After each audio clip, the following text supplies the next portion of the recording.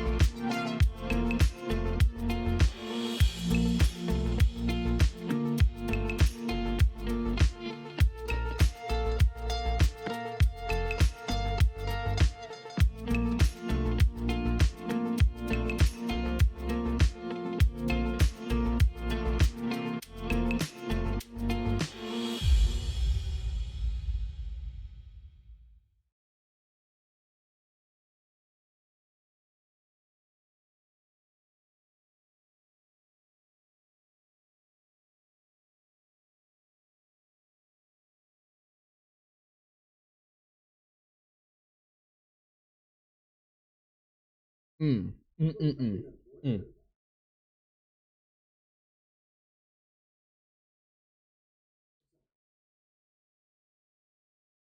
Hold on, I got food in my mouth.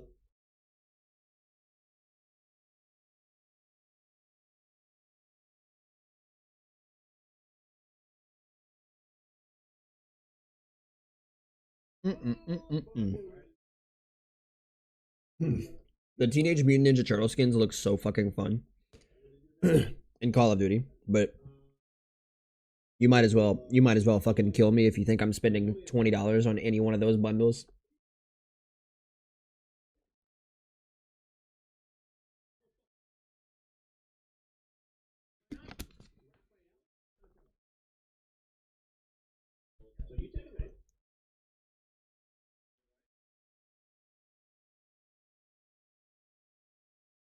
Ooh.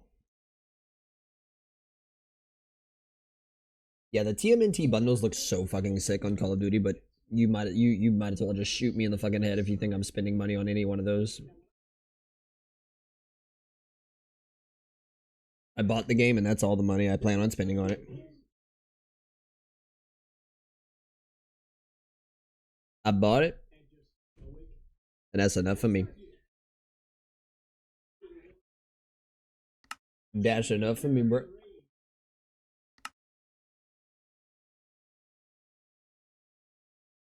Very cool though. I think they put more effort into those four skins alone than they did any of their previous like 3 or 4 titles.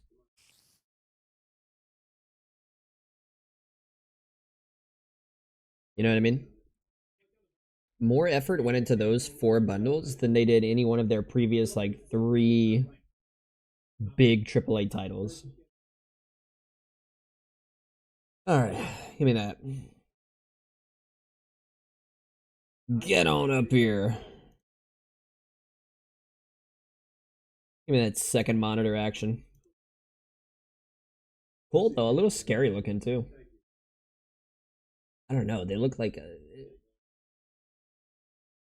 I guess it's similar to the fucking live action Teenage Mutant Ninja Turtle movie, but good god, those things look fucking terrifying. Those things look fucking terrifying.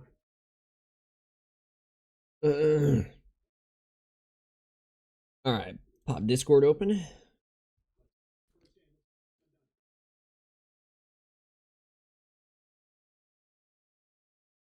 I still don't like. I still don't like having that shit open on startup. Mm-mm. Mm-mm. Mm-mm. Mm-mm. Mm-mm. Mm-mm. Mm-mm. Mm-mm. Mm-mm. Mm-mm. Mm-mm. I don't. If anything's gonna start up, it's gonna be because I'm the one that started it. If anything's gonna start upon startup, it's gonna be because I fucking started it. I don't want shit opening up. I don't want. I don't like shit opening by themselves. I don't like it when shit opens on its own.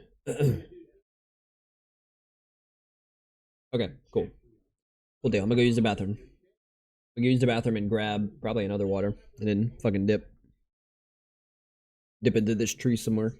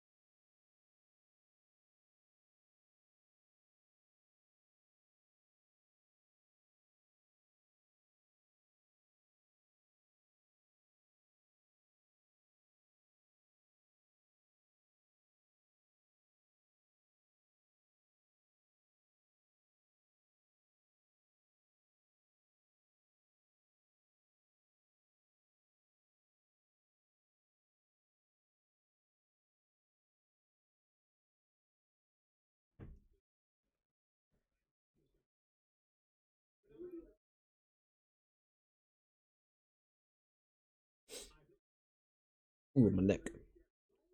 Ooh.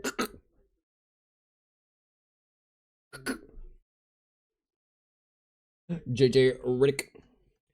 Riddick. Oh, it's first. Oh, never mind. Never mind. That's out of context. That's out of context. Out of context. Luca back in top 5 player mode. I hear, bruh.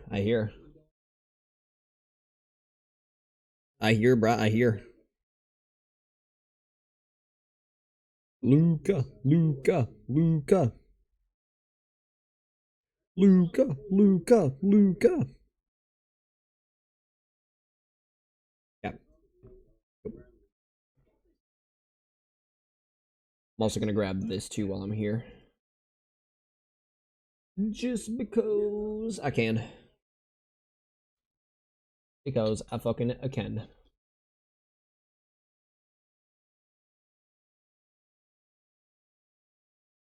Ah. Well, boy, I sure hope The Rock doesn't put a dent in the Elimination Chamber. Dude, wrestling media is like shitting on last night's SmackDown episode. Wrestling media is not on board with last night's SmackDown.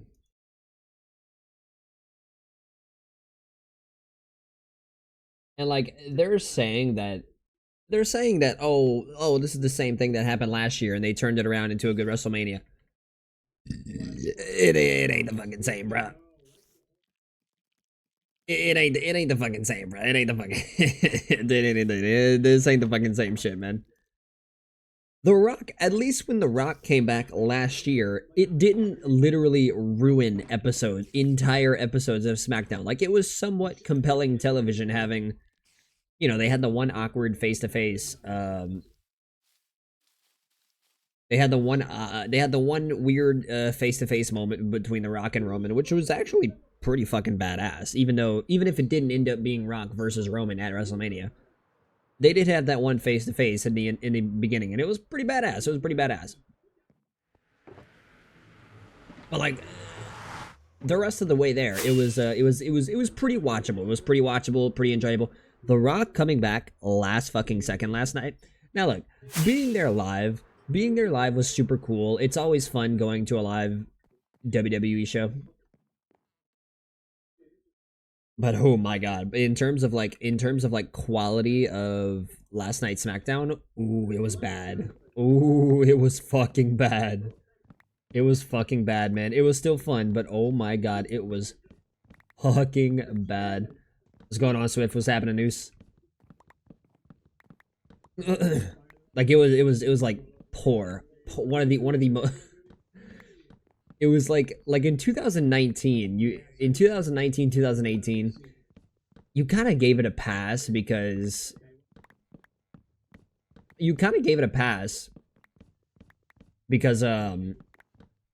that was like the standard. The going was pretty rough back then. The shows were kind of bad. You kind of just gave it a pass. You kind of just threw your hands up and be like, all right, whatever. But no, in like today's day and age, like when the shows are actually like high fucking quality, it was bad. It was it was such a low bar. Last night was it had such a low bar to be a good show, and it was lower than that. How many days in the world? Like at least 2. At least 2 days, you know what I mean?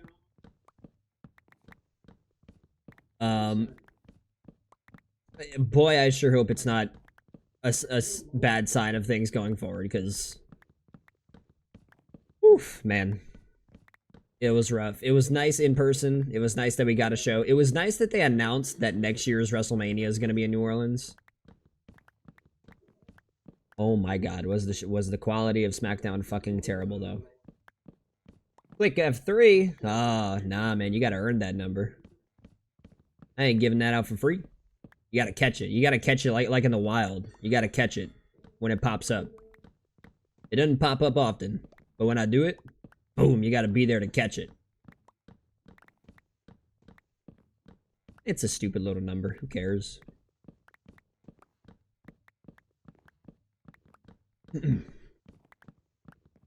But other than him announcing WrestleMania 46, no, 42. Sorry,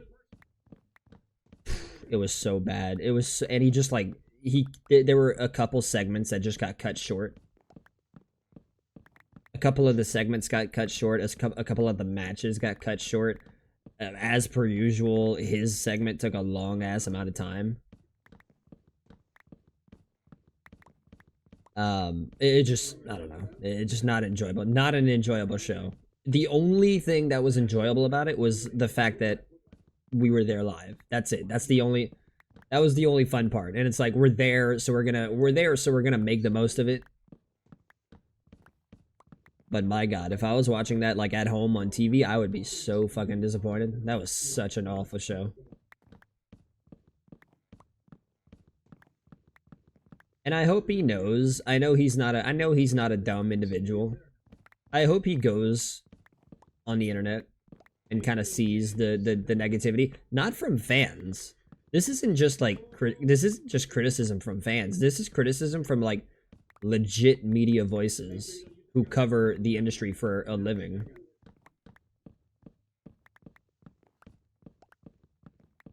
This is like legit reporters who cover the scope of the industry.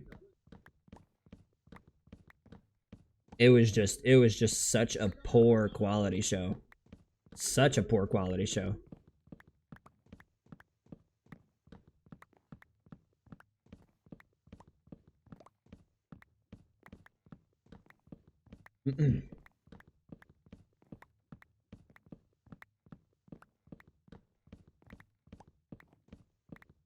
Even the matches for what they were, the matches were fine. Aside from the one that literally turned into what the fuck was that women's tag match? What the fuck was that shit? I mean, it wasn't even a tag match. It was Naomi versus Liv. What the fuck was Naomi versus Liv? And then you had DIY, or you had Gargano and Ciampa taking on Kit and Wilson, or I think, yeah, Kit and Wilson. What the fuck was that? What the fuck was that stupid ass finish? Again, you're gonna have the Street Profits come out, disqualify one team, and it just ends in a no contest for like the second time since the Royal Rumble. What the fuck are these finishes? It was literally, could not be more obvious how pieced together at the last fucking minute this shit was. It couldn't be any more blatantly obvious that this shit was just thrown at the fucking wall Thursday night. And they ran it on Friday without like, just without any time to like mull it over and like think about the quality of the show. They just fucking threw this shit at the wall Thursday fucking night and ran it on Friday night. It was like they had a college presentation that they waited until the last night to work on, so they threw some shit at the wall and had to go out and present it. It was bad. It was bad fucking show. Bad fucking show. But hey, we got a WrestleMania out of it, so I guess that's cool. I guess that's redeemable. At least that shit's not gonna be, you know, ruined last fucking minute. I don't know. Now that I'm kind of over the high of, you know, being there in person, because we went eat at a burrito place beforehand, and fucking I had a what is it called, a Minerza margarita or some shit like that, and it was happy hour, so they put 2 shots in it. So, you know, I was kind of just feeling good at the show, you know, and we were enjoying the high of being at the show. After I've had like 24 hours to mull it over and kind of watch the recap of it, poor, very fucking poor. Very fucking poor.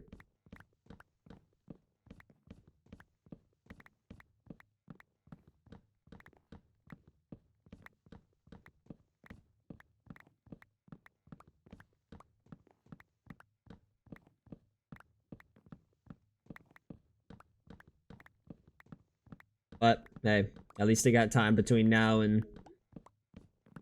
At least he said he wants an answer at the. Rock said he wants an answer at the elimination chamber from Rhodes. At least they got more than 24 hours between now and the elimination chamber to come up with somewhat of a better, more compelling segment than whatever the hell they just fucking threw together last night. That shit was bad, man. That shit was so bad.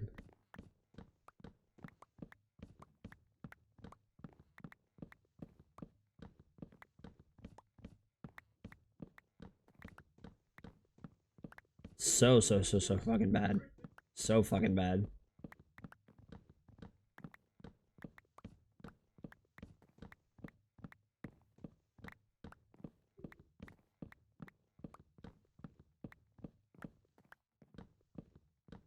Oh boy. Man thought he was gonna come in here and get a free day count? No. Nah, I don't do no. Ain't no free day counts here. Ain't no free day counts. Ain't no fucking free day counts. Oh, I'm full.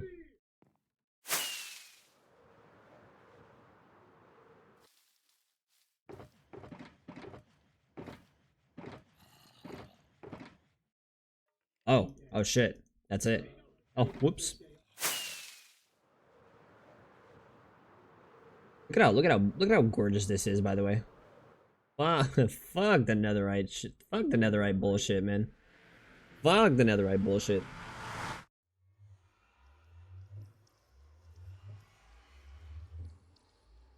Fuck the netherite bullshit.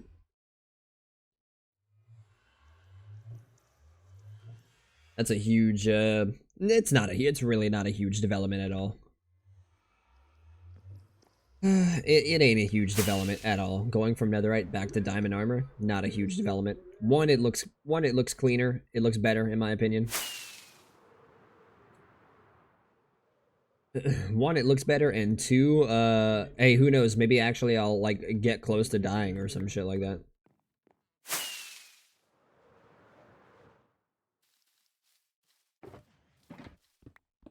This time I might actually, you know, get close to dying on some occasions.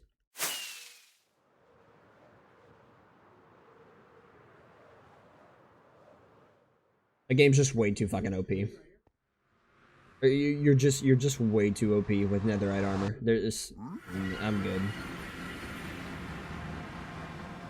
I'm good. I'm good. I'd rather have some risk. I'd rather have some risk than just, you know, you stumble upon some of the hardest mobs in the game and you take like maybe 2 hearts of damage. Like, nah, I'm good. I'm good. I'm gonna nerf my own player. I'm gonna nerf my own player for a more compelling, you know, hardcore life, I guess.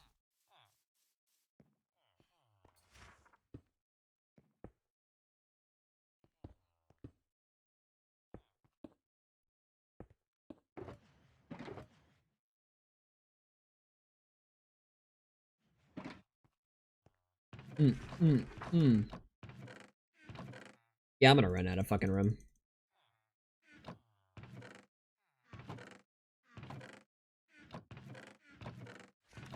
Did I not have? Yeah, there they are. I was about to say, I know I have stripped already.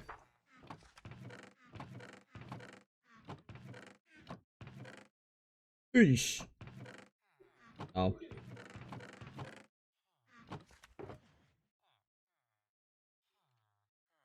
A free number? Mm-mm. Mm-mm-mm-mm-mm-mm. A free number. A free fucking number. Imagine.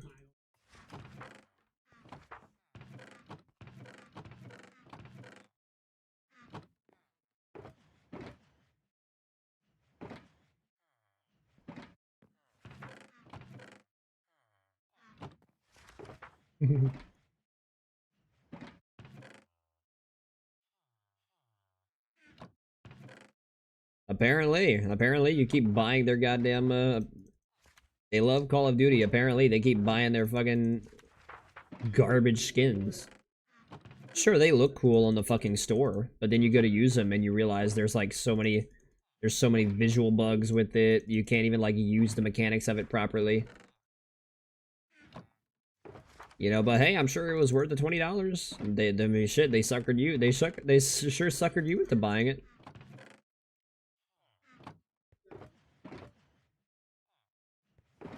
They sure fucking suckered you into buying it.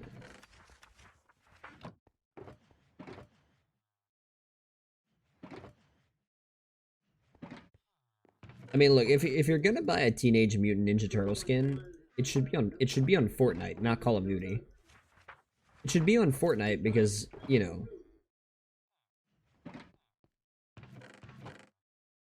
if you're gonna buy a Teenage Mutant Ninja Turtle skin, it should be on Fortnite where they actually know how to make good skins in a appropriately optimized video game.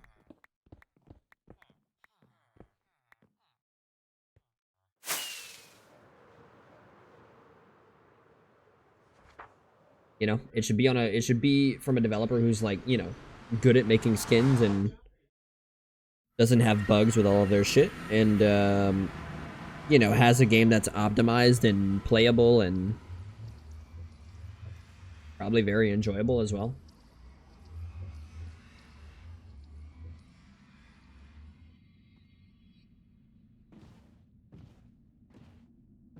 You no, I'm going the right way. I thought I was going towards the whatchamacallit, the Enderman farm.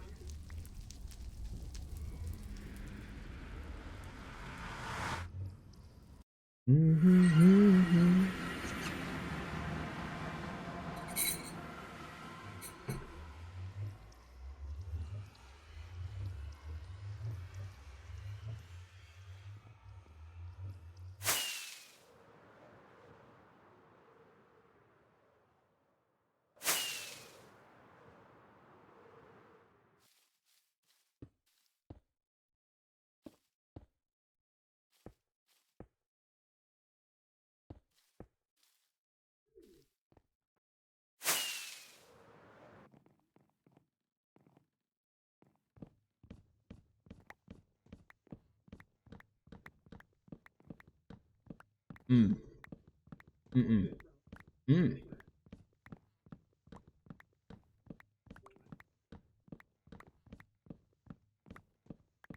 Mm-mm-mm-mm.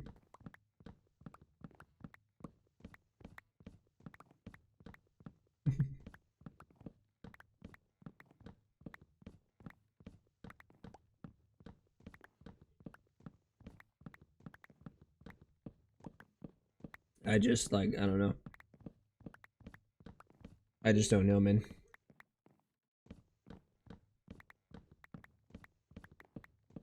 I just don't know.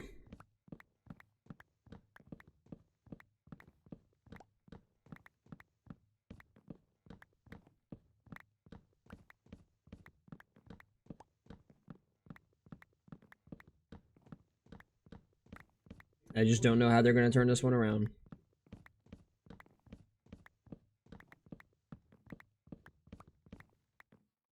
I just do not know how they're gonna turn this one around.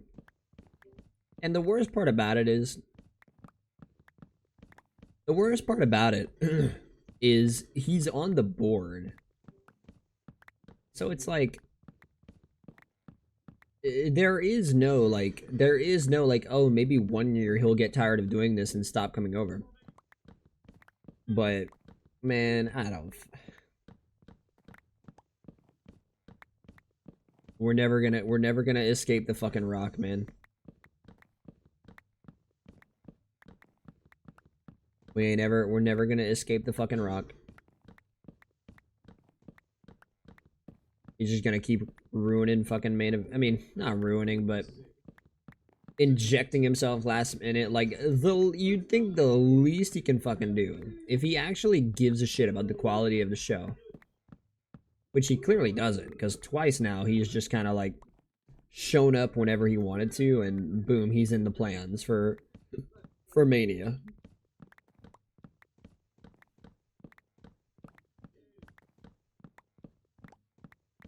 Oh, I don't know.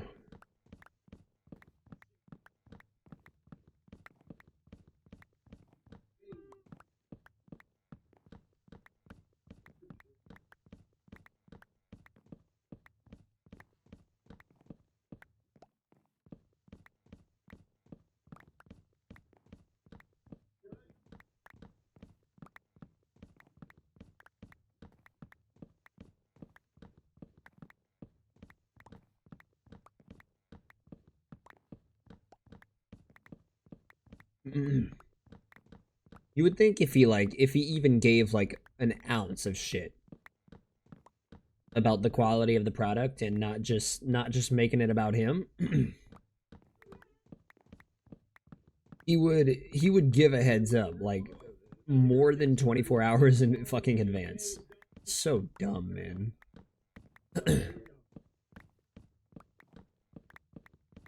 I mean, the fact that this shit was actually just pieced fucking together like that is so bad. So poor.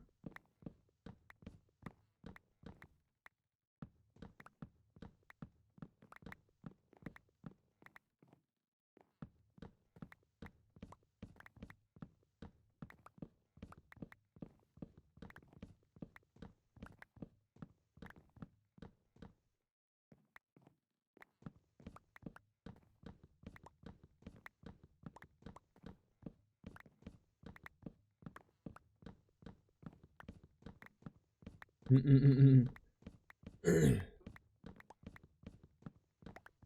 know, I'm glad I unlocked the fully auto mod for the AEK.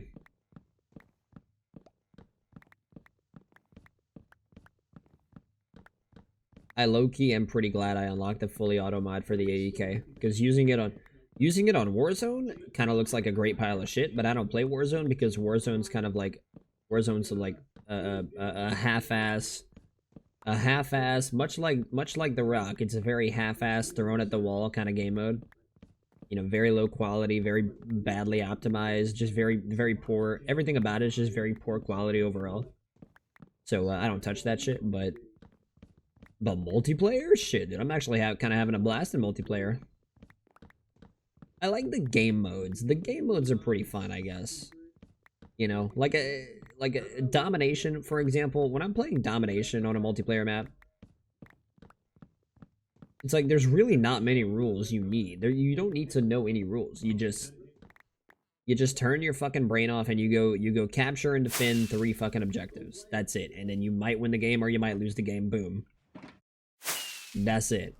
And it's enjoyable. And when I do that, I can turn my brain off. I can just load in with a gun, run forward, and kill or be killed. Don't have to think that hard about it. Don't have to think that fucking hard about it. There was some music on in the background. Turn my, throw some music on. Throw, some media on in the background. Turn my brain off. Load in with a gun and either get a challenge done or don't. Either kill or be killed.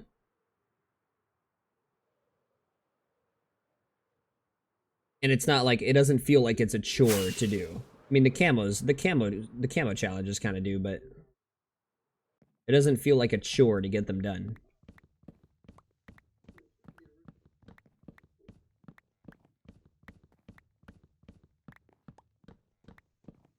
You don't feel like a chore, mate.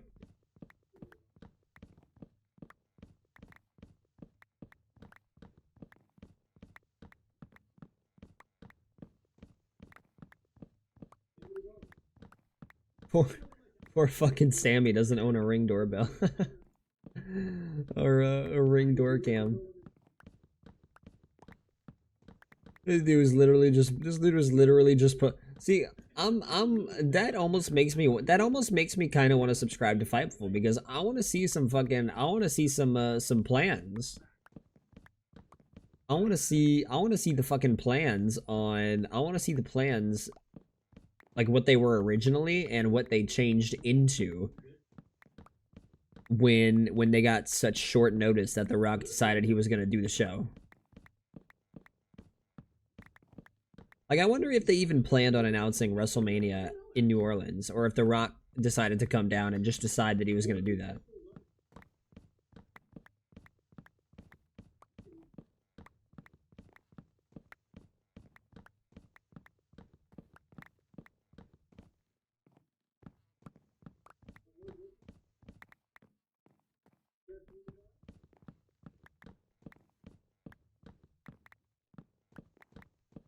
What is this? Is this under 35? It's like, yeah, it's hovering right below 35. Negative 35, I should say. It's hovering right below negative 35, so like negative 37-ish.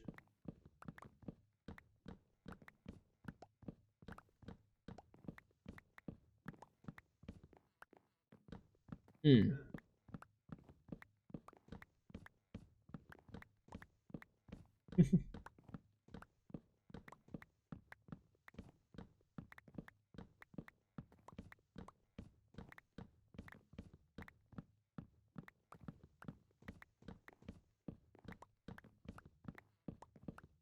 Even some of the other segments that didn't really get cut short.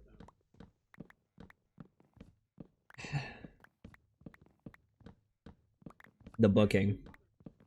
The booking. God, the booking. The fucking booking.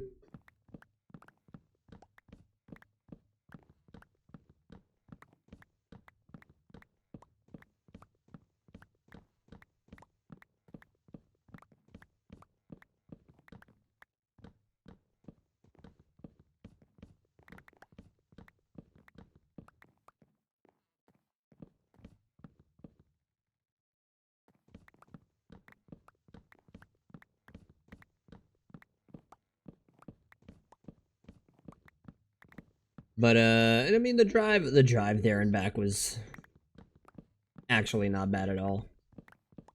I always dread the drive back because I fear I fear that I'm gonna be way too tired to drive back on the interstate. But the drive back wasn't bad. The drive back was pretty fucking tame.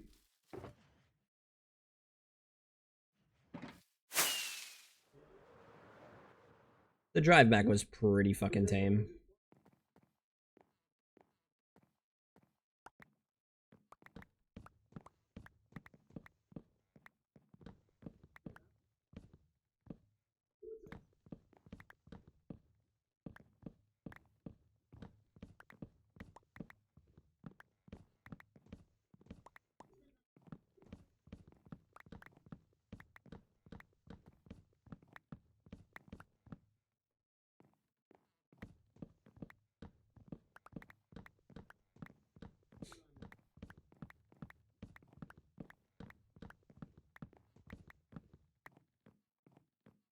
Sick.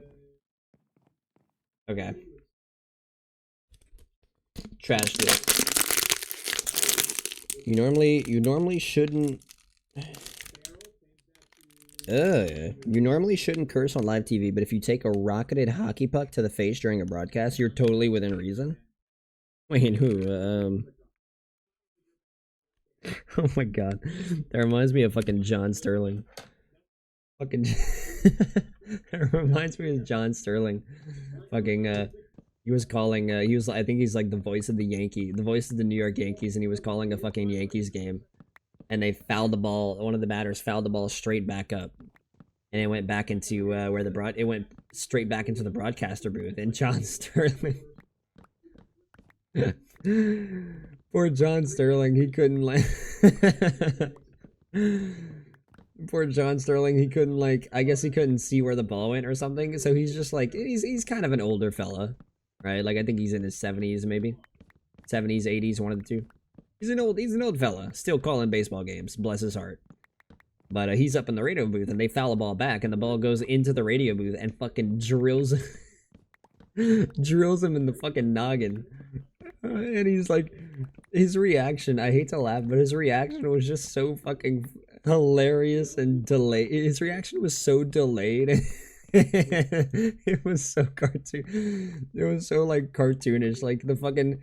So they foul the ball back. He gets hit in the head, and it like you see his head. They have video of it. You see his head kind of like fucking react and ricochet back a little bit.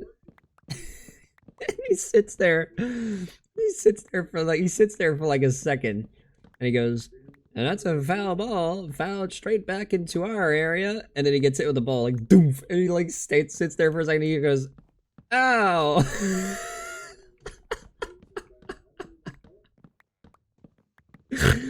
Oh my god. I feel so fucking horrible for laughing at that shit, but it was so, it was so fucking funny. Just like the most delayed old reaction ever. Like just it's like had absolutely no clue where the ball was or where it was about to land. Just boom, fucking bumps him on the noggin, and he's just like, ow. All slow and shit. Oh god. Oh fucking hell, that's hilarious. Oh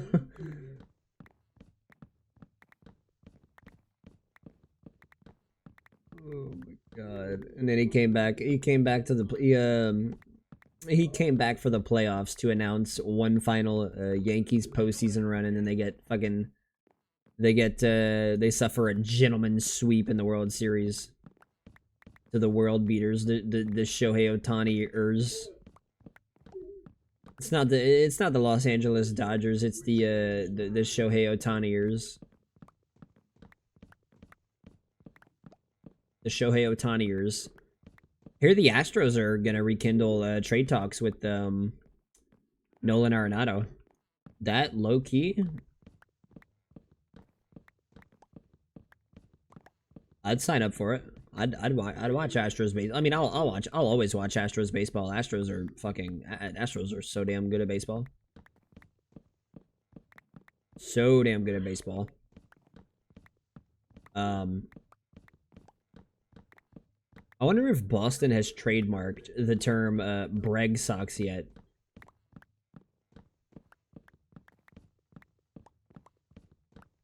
Because they recently got Alex Bregman, and they should 1,000 fucking %. They should trademark the term Breg Sox.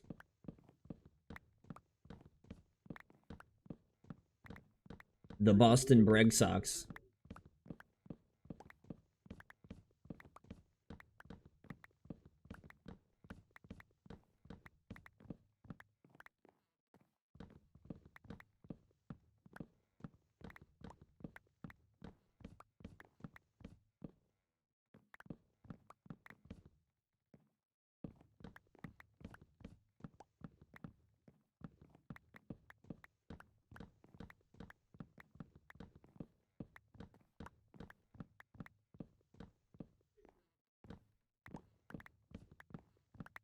Hmm.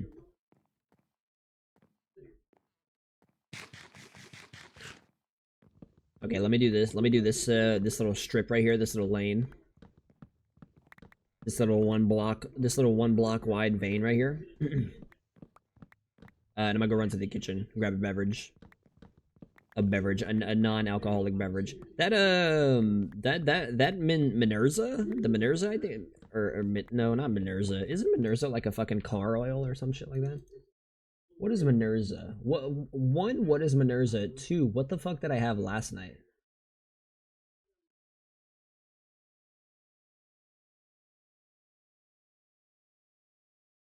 Oh no no, oh no no no no, Minzerna. Yeah. No. Minzerna is a fucking polishing compound. Then what the fuck did I drink last night?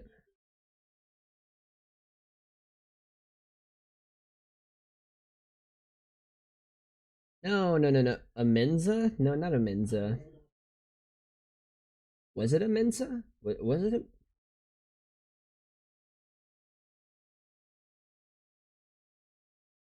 Hold on. I'll find it. Juan's Flying Burrito in New Orleans, right? Juan's Flying Burrito. What the fuck was my... What the fuck did I have? A mezcal. That's what it was. A fucking mezcal. Not a Minerza. The Minerza is a fucking car polishing product. A mezcal. sometimes spelled mezcal, is a distilled alcoholic beverage made from any type of agave. Oh, so I got lied to. That's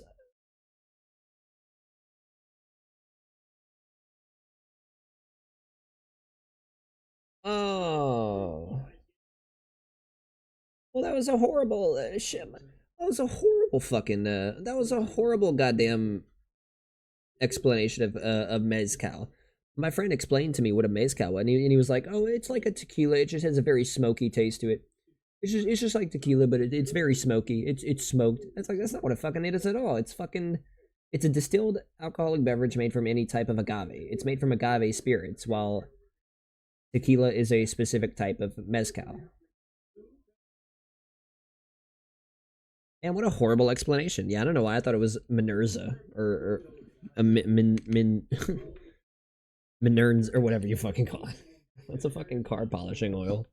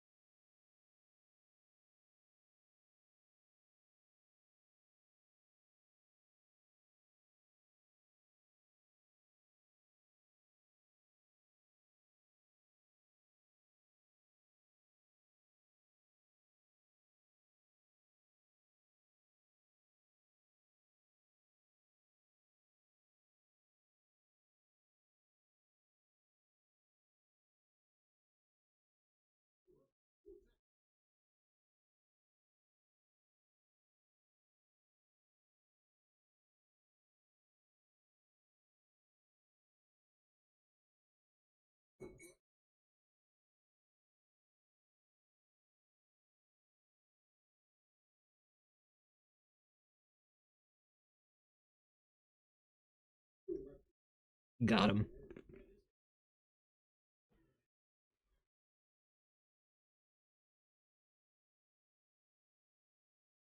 Got him.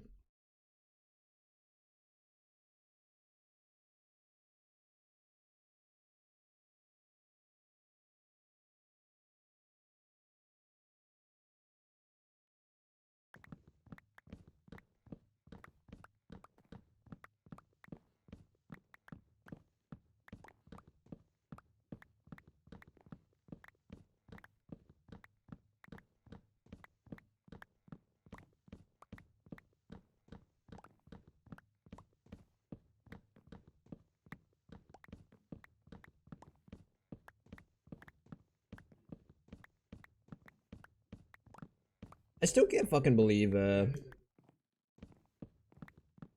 still can't believe I had someone ask for a free day count. Come on, come on now, come on now.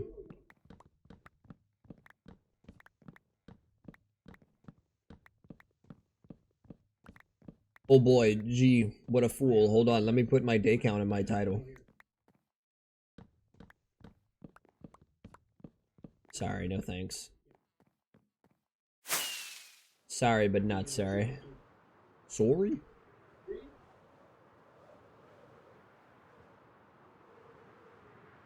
Is it too late now to say sorry? How do Canadians sing that song? Probably the same as us. Probably the exact same as we do.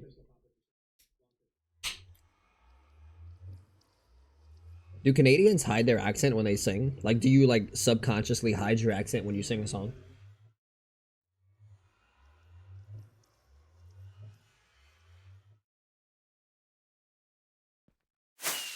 I'll have to ask Nathan next time I see him in here. I know he's from Canada. Oh, so is Forget. I'll have to, yeah, either Nathan or Forget. Next time I see him. Do Canadians hide their accent when they sing songs?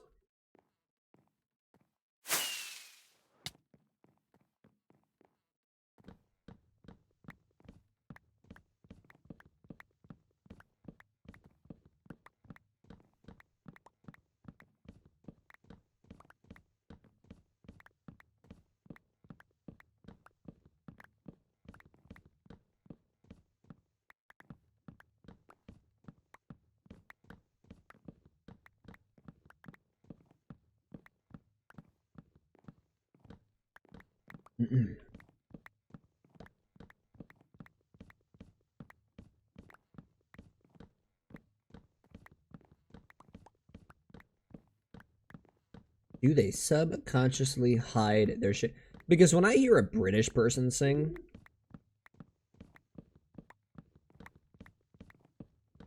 whenever I hear a British person sing, not rap, not when I hear them rap, whenever I hear a British person sing, you can't tell that they're fucking British. You can't tell that they have a British fucking accent. Or at least I can't. Like fucking Ed Sheeran. Whenever I hear Ed Sheeran sing, I can't tell he's fucking from the UK. At least I think he's from the UK. But you hear him talk and you're like, oh. Excuse me, sorry.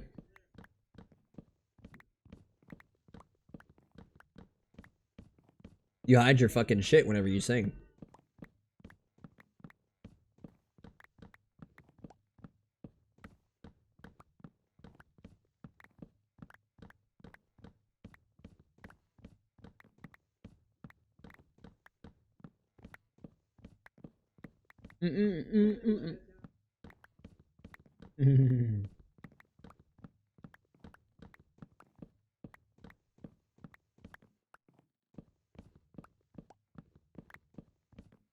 I fell on.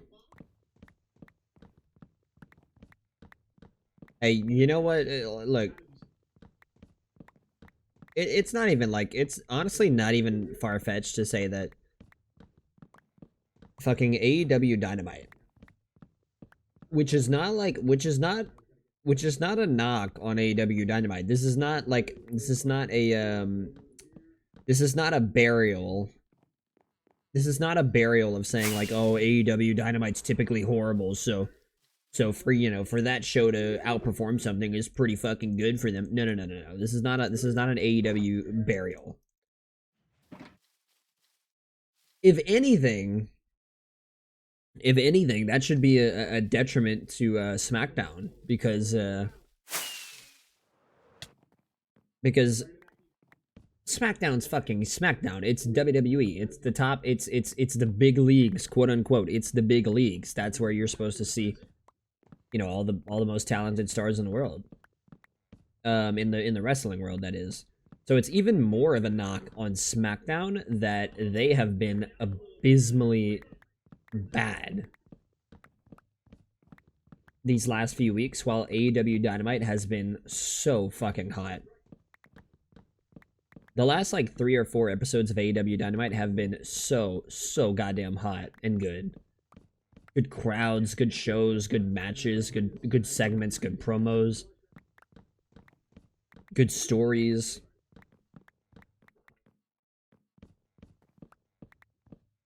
Like, AEW Dynamite has been like fucking 5 steps ahead of SmackDown these last few weeks. Like, really, ever since the Netflix merger.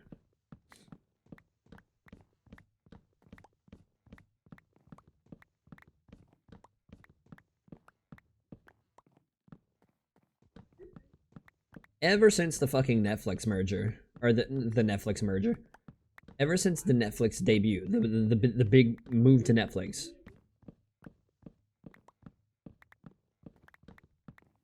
Oh, it's been so goddamn bad. SmackDown's been so fucking awful. And I have yet to even watch, like, the, I have yet to even watch the television, the broadcast version. Because we were there live, you know, we don't, you know, you see it differently live than you do on TV. I still have yet to go back and watch it, like, on television. Like, to hear what Joe Tess and Wade Barrett had to say. Which I always thought was so weird why they introduced the announcers at the live shows. Like, I guess because even the announcers have personalities and shit, and it's nice to give them, you know, like, their own entrance and have they come out to their own music and they, you know, do their little interactions with the crowd.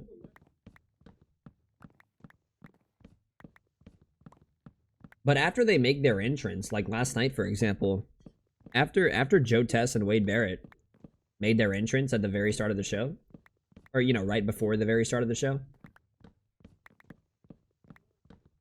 you know, they go sit over at their announce table, and then they announce the show, and then you never hear them again, like, the rest of the night. Because if you're there live, you can't hear the announcers. The announcers are strictly for TV. Oh, I just threw my fucking... I just hit Q and threw my fucking axe out in the open. It just slipped out my hand, you know? It slipped out my hand. I don't know if you've ever cut, like, firewood before. If you've ever cut firewood before, you know, it just happened, just slipped, the axe just slips out of your hand.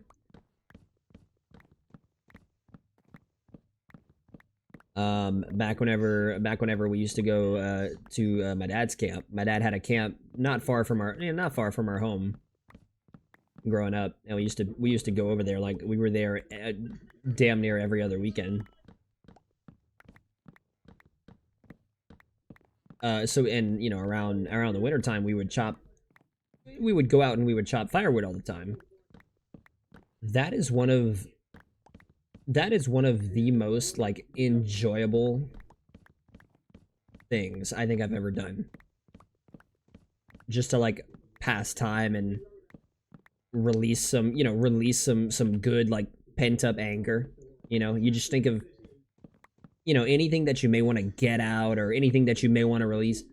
Chopping firewood is so fucking... It feels so good to do. You got a big fat log, and then you put a little skinnier log on top of it. You fucking stand it upright.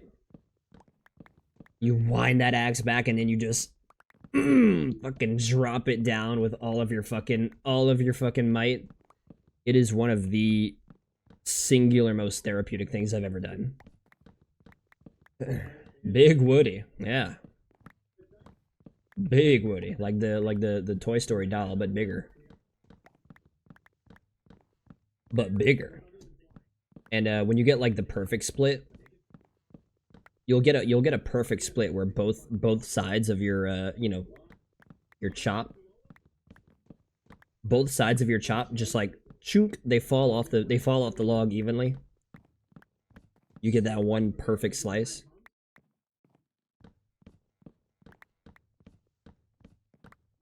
Nothing happened. I just don't have it on. It's still out there. I'm just rocking with vanilla for a bit. I'm rocking with vanilla. Except for my totem, of course. I gotta keep the totem. I gotta keep the totem. I can't go back, I can never go back to default totem. I can't go back to that Boy Scout looking totem.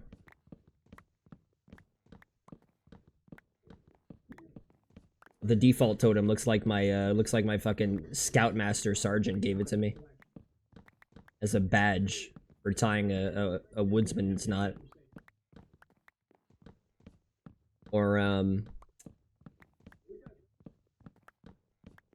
I don't know. They teach you, there's a very common knot that they teach you in the Boy Scout. I would know, because I was fucking in it for a little bit. My ass would fucking know. There's a knot that they teach everybody. They teach all the kids how to tie this, like, this unbreakable knot. This uncome-loosable knot. They didn't describe it like that, but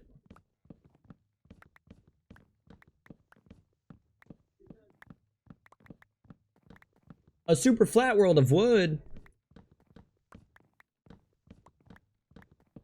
It's one of those. Bowline, Clovitch. I think it was figure 8.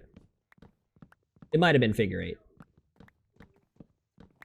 It's one of them. It's one of them. I don't know. Why are you not a super flat world of wood?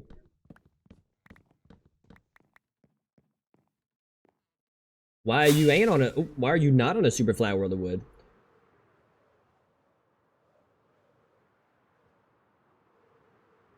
But to answer your question, I ran out of hoppers. And I went to make more hoppers, and I realized I'm also out of chests. I'm out of hoppers and I'm out of chests. So I'm putting I'm putting everything else down for now. I need wood.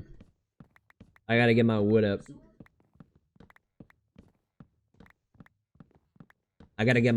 You know, it's actually kind of fitting that Fightful promotes Blue Chew all the time. Very fitting for what I'm doing. I'm gonna beat my meat. That too. Very fitting for what I'm doing. They promote Blue Chew like every fucking opportunity they get. In between every segment. Blue Chew ad. It's because I'm low on wood. I gotta get my wood up. Yeah, pretty much. I grew a bunch of, like, I laid like this whole fucking strip with spruce saplings and just fucking went to town. A little bit of bone meal here, a little bit of bone meal there. And then 2 days later, here we are.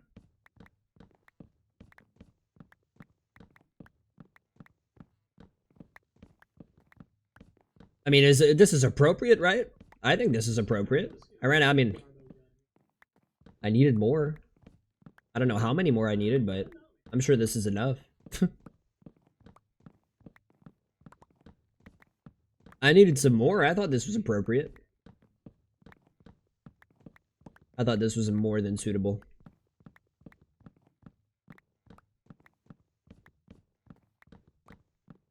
I've been at work on this for like shit. It used to be all the way up there. Now we're down here.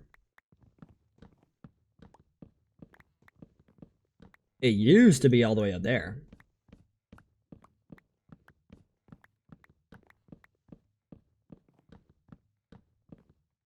I didn't actually think it would be this big though.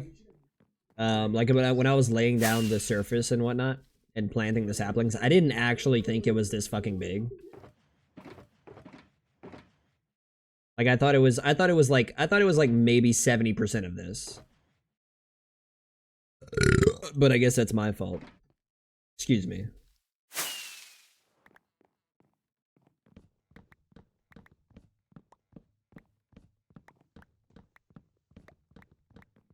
But I've already started, so it's coming down. It's all got to come down. This is gonna be where, you know, I need this area. I need this area for what's gonna go on top of this.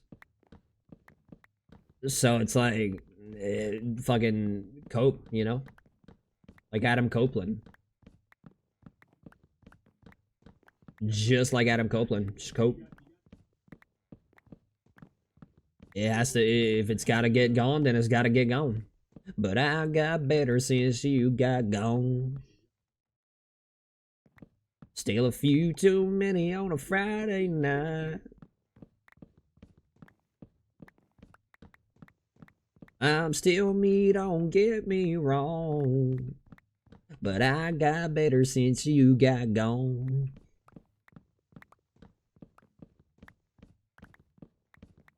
Speaking of Music Boy, Chop Chop Music Boy, good old Morgan put out a picture of him and Hardy in the studio, or it might have been in the studio, or no, they might have just been, I don't know. It could have been in the studio. It could have been in his fucking house. I don't fucking know. They were sitting on a couch in front of some musical instruments and some smart water, you know, because there's some smart Southern boys. Not dumb Southern boys. There's some smart Southern boys, so they drink smart water. But he put a photo of him and Hardy in the studio, probably working on some new music together. He's got an album coming out this year. He also put out a photo of, it might have been some lyrics, I believe. He put out a photo of like pen and paper and notes, and it was on a table, I'm guessing in the same fucking music studio. And there were lyrics on the note. And like, I tried to read them, but man, fucking trying to like... reading really small text is hard. It's almost like he didn't want people to read the lyrics. But I'm sure someone, you know, went in their used their super duper fancy editing skills and kind of like enlarged it a little bit and deciphered it. You know, all the stands that go too deep into every single hidden message that every single artist puts out. I'm sure there's an enlarged photo of it somewhere, but he put out another pic with some notes and some lyrics. Which means a new single might be on its way. Either a new single or like an album announcement. Like an official album announcement. He already announced an album. But he didn't give a date, he didn't give a name for the album.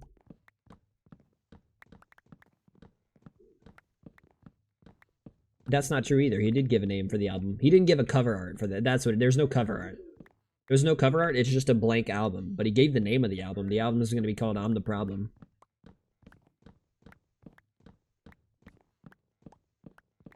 I'm the Problem. But no, there's no date, there's no art, there's no track list.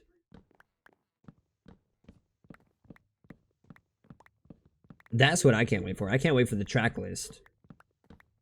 The track list is always my favorite thing to look at in a new album, because you'll see a track list and you'll see the titles of all the songs, and just from looking at the title alone, you'll get like you'll start to get like a predetermined idea of what you expect that song to sound like just based off of the title, right? Like judging a song based off of its title, and then come release date, whenever the album finally drops, and you listen to the song, and it's completely opposite. It's the complete opposite of what you expected it to be. I love that shit. I love that feeling. That's why I love looking at track lists. You'll go into an album, or you'll go into a particular song expecting one thing, and then you get something that's completely far from what the title even hinted at.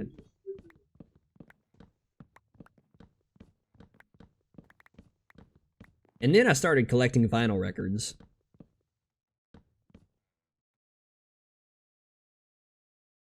Well, what happened was, I bought one vinyl record. And one thing led to another. And now I've got like 50 of them. Okay, well maybe not 50, but like 43 or something like that.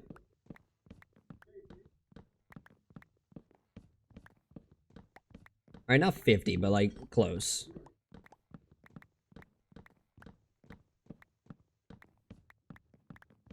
But yeah, Music Boy's been busy. Music Boy's been really busy. Music Boy's been gearing up for an album release. The features are another thing I can't wait to see. That's usually also something that's on the track list. The track list is what gives away like pretty much everything about the album without actually having listened to the album. As well as the cover art. But the cover art kind of gives away a little bit too, but we don't have a cover art yet. We don't have anything yet. No cover art, no track list, just a title, just an album title.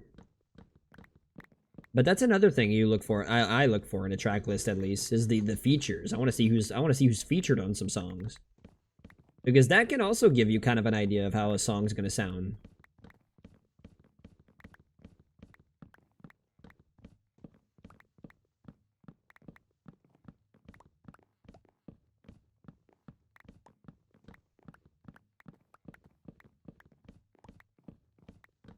That can also give you a pretty darn good idea of how something's gonna sound.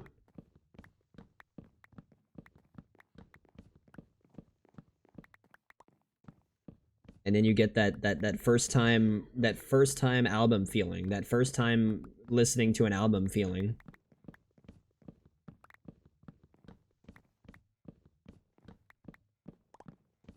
Damn.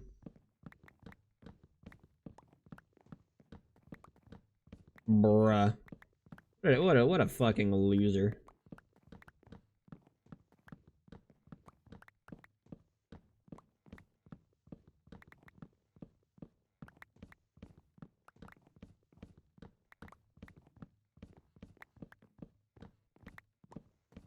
But oh, don't worry. I'm sure he's gonna tease. You know, 3 or 4 or 5 or 6 more fucking songs before he ever gives us like a release date or anything, any bit of information.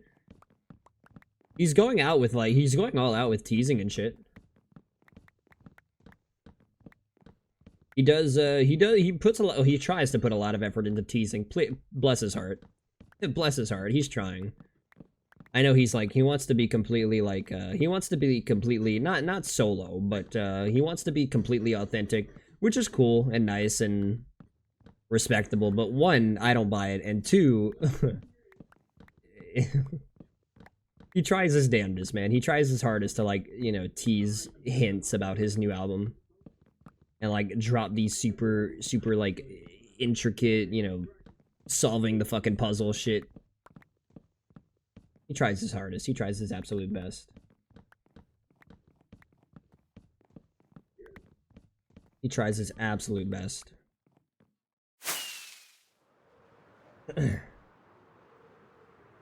They're there. The textures are there. I'm just not using them. I'm rocking with default.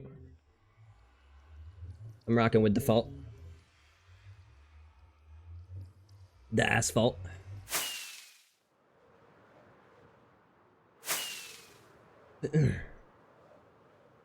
But the notes are cool. The notes are cool. The notes are cool. The smart water's cool. The link up with Hardy. Hardy was at the Nashville episode of Monday Night Raw. He and Bailey Zimmerman post fucking Bailey Zimmerman post fuck up. When he got a little too fucking shit faced.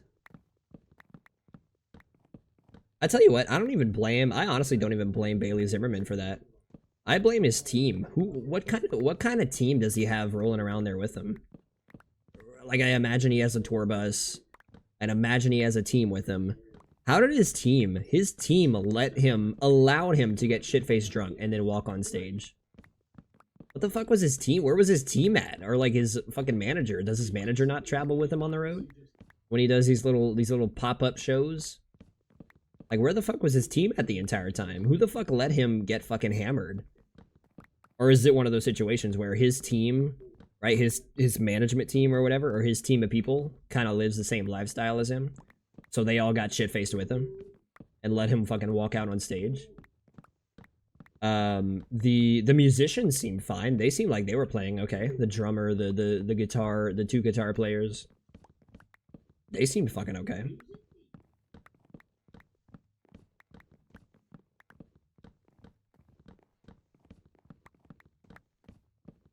Poor guy. Now they're never gonna let him out of his sight now.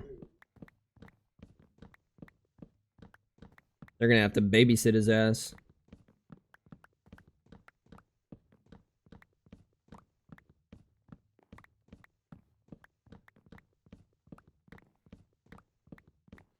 Gonna have to babysit poor Bailey.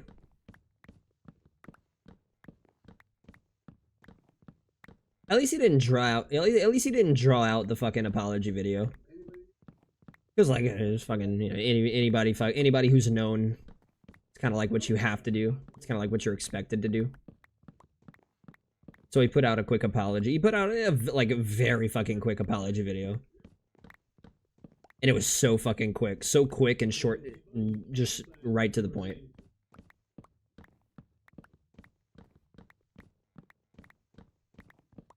Right to the fucking point. He's like, yo, I was taught and raised to take all my problems head on. So that's what I'm doing right here. He goes, I was shit-faced. I got fucking shit-faced. And I'm sorry, y'all. But I think he did put out a not a waiver. He sent out an email to, I guess, people who have like a newsletter on his website, or people who subscribe to his website and for updates and shit. I think he put out a form where people could have like filed for, or people could sign up for a refund.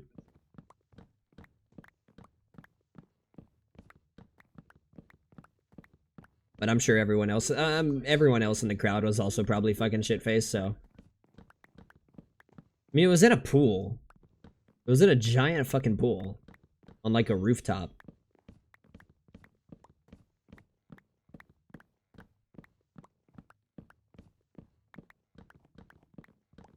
So like, I can't imagine they were all that bothered by it.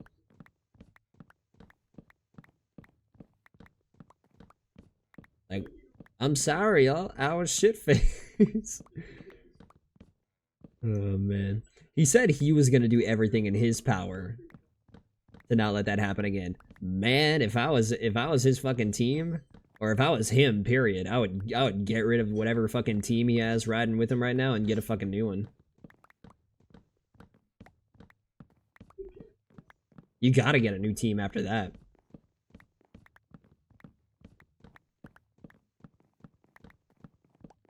You gotta get a new fucking team after that.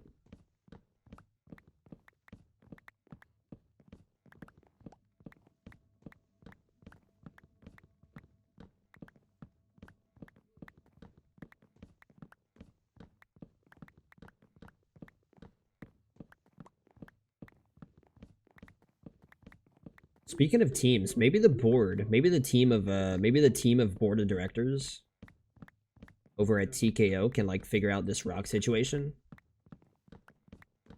and prevent him from coming back to like ruin all these fucking shows and episodes of SmackDown and fucking Raw.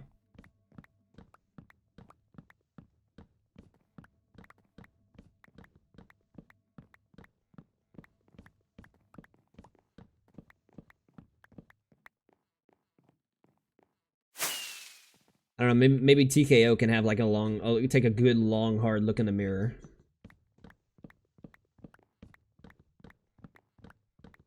After last night, because I'm sure they see the fucking feedback. This ain't last year's fucking situation. I know they can easily point to last year and be like, well, look at last year. Last year it was kind of rocky at the beginning, but it ended up leading to a great show. This ain't fucking last year. This ain't fucking last year. No show leading up to Mania was ever ruined. Rock literally ruined last night's episode of SmackDown. Top to bottom. Top to bottom. Whole entire show just felt so fucking awful. Like the whole show top to bottom was just bad. Made zero sense. Maybe for a casual, maybe for like a mainstream person it was fine. Or, you know, someone who's just like looking at the highlight package or whatever. But for like a lot of wrestling fans who genuinely want to get like rewarded for watching a 3-hour show, which they've done a lot. WWE has done that a lot lately, where it really rewards you. They really do a good job, like these last 4 or 5 years. They've done a really good job of rewarding the viewer for paying attention to the show. Because you've got segments going on left and right that all just kind of like mesh together into the storyline. And it's really rewarding, and you have like legitimate payoffs and plot twists later on down the line that kind of make all these small things meaningful and they add up one on top of each other. They really do a good job of rewarding the viewer for paying attention to a 3-hour fucking show. And for those people, last night was just a complete fucking shit show. It was so fucking abysmal, so bad, such a bad fucking product.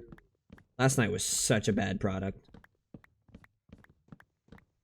And they're gonna have their fucking hands full next week because they got a big redemption act to do next week. And I just kind of feel like with that little segment they fucking ran, they just kind of like dug this little hole that they can get out of it, but it's just gonna be really fucking awkward. It ain't a last year situation at all.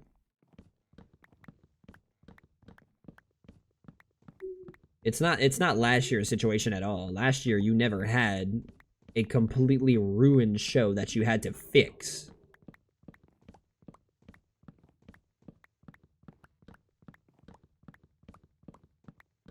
Literally not a single thing from last night added to any storyline at all.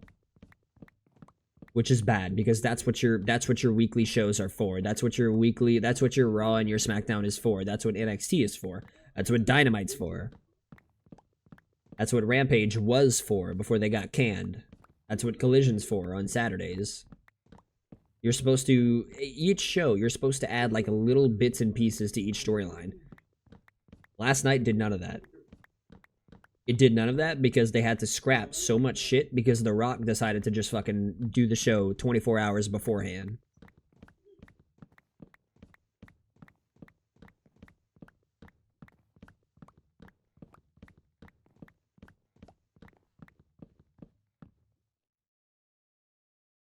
Oh. And that's not a detriment on The Rock. Like, of course, obviously, people are gonna love the fucking Rock. I mean, he came out last night and the place went fucking crazy. Of course, the place went crazy. It's The Rock. You know, it's you don't get the opportunity every day to see The Rock live in person on a fucking weekly episode of SmackDown, no less. So it was cool. It was fucking cool. He got a nice pop from the crowd. You know, crowd popped. Crowd did their thing. Crowd did the holy shit. Holy shit. You know, he came out, he announced WrestleMania, fucking awesome. Cool. So cool seeing The Rock there. That's not being taken for granted. But if he really, like, who's on the fucking board of directors of TKO, The Rock, thought it was a great fucking idea to show up 24 hours notice and announce that he was gonna do the show.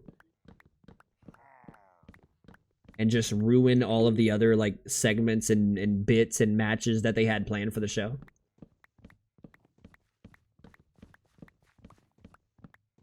That's concerning. Someone on your board of directors, who's still an acting part of the show for whatever goddamn reason, thought that was a good idea to just turn up 24 hours beforehand. Because he had time, or his current shoot gave him, you know, a weekend off or some shit. Or he wasn't booked for any fucking award show, or I don't know. Like, that's concerning. That's concerning when someone on your board actively ruin like a whole week of your product. Because now we gotta wait till next fucking Friday for shit to maybe get fixed, but then they have the Elimination Chamber planned, and it's like, not good. Not good stuff. Not good television.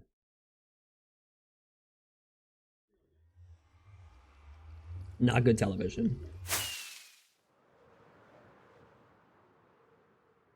Not good television. It's fun in person, though. I can't pretend like it wasn't fun. It was a good show. We had a good time. Had a good time. Had a mezcal. I never had a mezcal before, but I had a mezcal. It was pretty good. Mezcal. Which, come to find out, my friend totally misexplained what a mezcal was.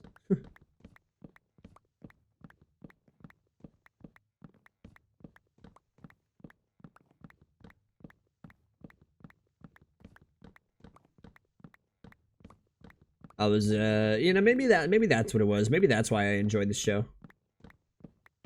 That's why I enjoyed the show at the time, because I was like, I was in the fucking clouds off of a mezcal.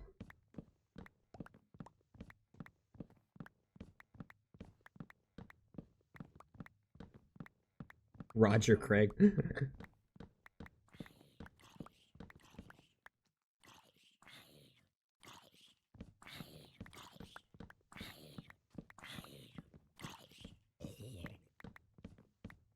They even had The Rock did his old. The Rock came out. He did his old typical like final boss bait and switch where he comes out and he announces some groundbreaking news for the city of New Orleans, which was groundbreaking. We're getting fucking WrestleMania next fucking year.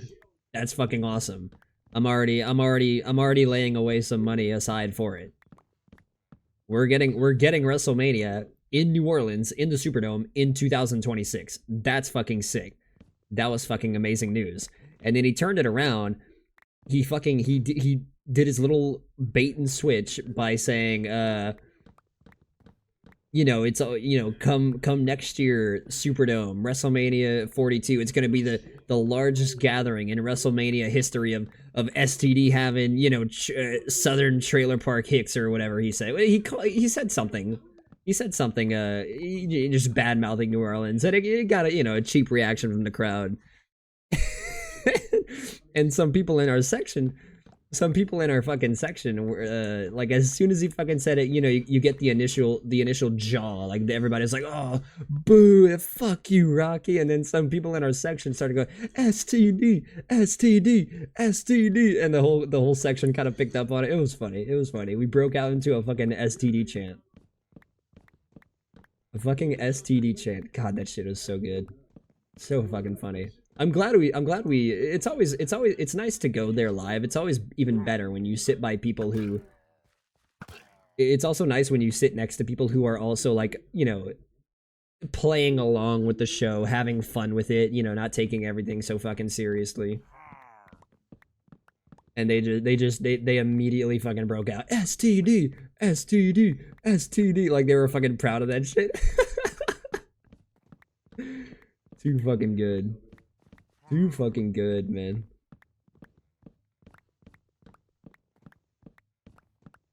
And they had plenty of holy shit chants, plenty of I even think at one point we even broke out into another "this is awkward" chant, because whatever the fuck that bullshit was with The Rock and Cody and wanting Cody to be his champion, whatever the fuck that shit was so fucking weird and awkward. But yeah, this is gonna break. So fucking awkward, man. I don't know, leave it to Rock though, I guess. Cool seeing him in person, but goddamn, leave it to him to ruin an entire week of like story development and progression and character arc and building towards WrestleMania. We're supposed to be building towards WrestleMania right now, not scrapping, not shortening segments and matches that could potentially do that. All to have some awkward ass face-to-face between Rock and Cody.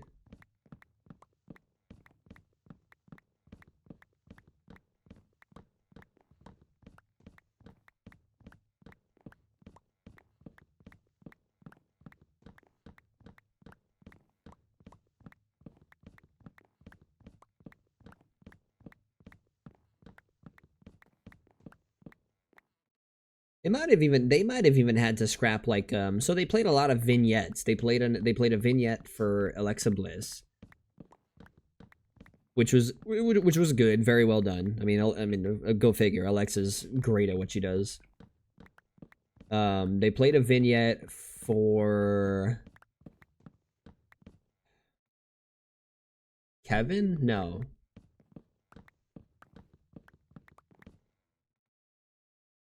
Shinsuke? No, Shinsuke was a part of the fucking Truth and Night team up.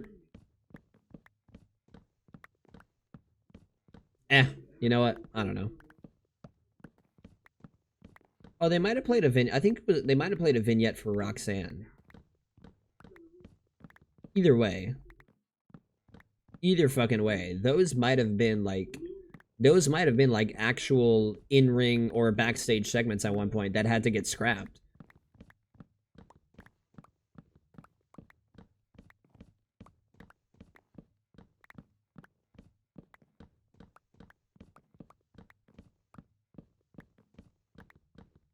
Even from the get-go, it just felt weird. Like right as the show starts, you know, they do their big intro or whatever. They do their big intro, and then they get their nice drone shot from outside over the city of New Orleans, and then they immediately cut to a they immediately cut to Cody walking backstage, and then he comes face to face with Nick Aldis, and Nick Aldis, like, beginning of the fucking show, Nick Aldis was like, Cody, listen, you've been taken out of the 6-man tag. And Cody was like, what do you mean I've been taken out of the 6-man tag? Who do I need to speak? Who do I need to confront? Which higher up? And it's like, it was so fucking weird. So goddamn weird. From the get-go, it just kind of felt off. But that's Dwayne. As Dwayne, they were always, I mean, Sean Ross Sapp said this at Fightful all the time. They're always operating under the impression that, like, they're well aware at WWE that The Rock can just decide to turn up at any moment and just work the show whenever he wants, which is like, I mean, it's good because it's The Rock, but it's also bad because that's such a bad model to just, you know, at any given week, if the stage is big enough at any given week, you're at the mercy of having to shorten your entire show. Everything on your show, you have to shorten it. Because The Rock decided he had time for WWE. You know, the fucking product that he's on the board of directors for. It's not a good pairing. It's not a good parallel. I don't know what other I don't know if there's another industry that has like a parallel like that, but it's not a good. It's not. It doesn't work. It doesn't work. It's just annoying. It doesn't reward like the core audience who like wants to take something from each show. You know, they want to be like I said earlier, they want to be rewarded for paying attention to a 3-hour product every week. And it just takes away from that. It just takes away from that all because it's gonna draw a big number if his name is on the fucking the banner. Or the billboard, or the LED sign. Or the graphic, you know, throw his face up on the Las Vegas WrestleMania graphic. I don't know, it kind of sucks, but we'll see. I can be patient. I can see where this leads to. I can wait and see where this leads.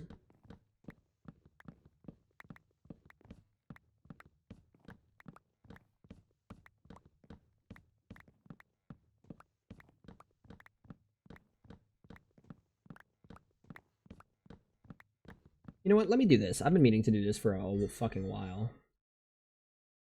I've been meaning to do this for a hot minute. Let's see.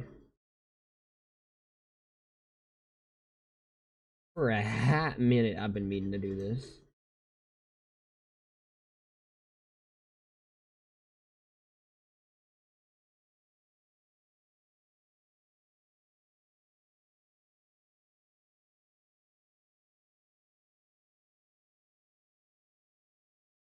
Let's see. Get mezcal out of here. I don't want to look. I don't want to fucking. I don't want to know what a mezcal is anymore.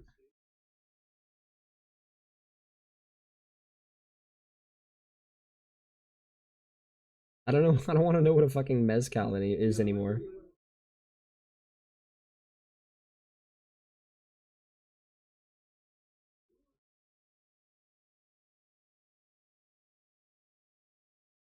Eh.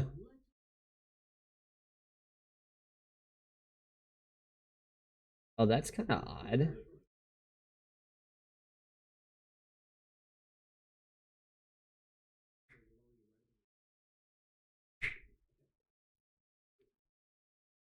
Oh.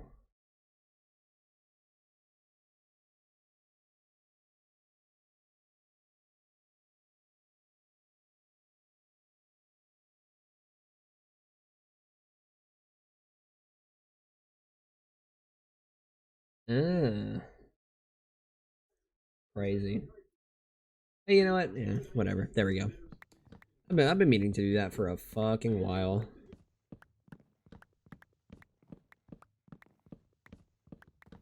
A fucking age-old charade.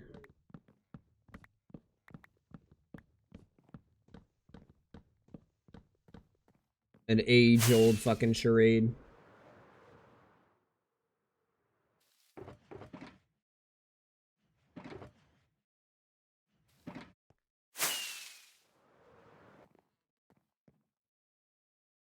Hmm? Oh.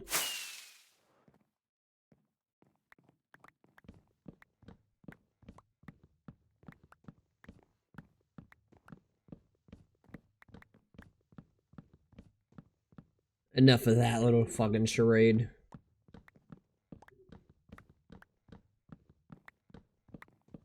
Thank God. Thank fucking God SmackDown's not the only fucking product they have. Thank fucking God. It would be so depressing if that was our only option. Like, thank God they have other shit on other shows.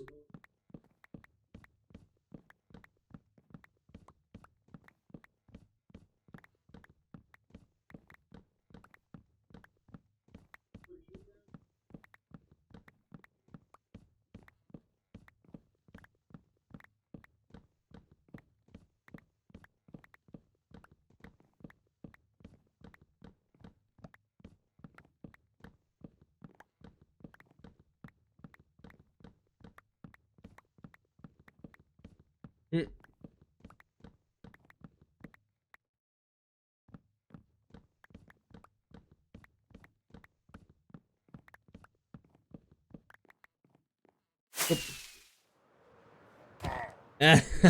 Fucking nerd. Uh,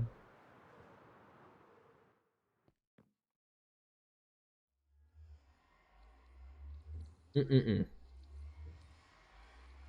The Siren. The Siren. I can't wait to make more progress on the Siren tonight. There's more new maps I want to try too. Like I've only ever tried. I only got to try like the bullet map. Fucking fun as shit, by the way. Whoever cooked that idea up, please keep them on the team. Please keep that motherfucker on the team. Whoever cooked up the idea for the map bullet, that shit is so fucking fun. I find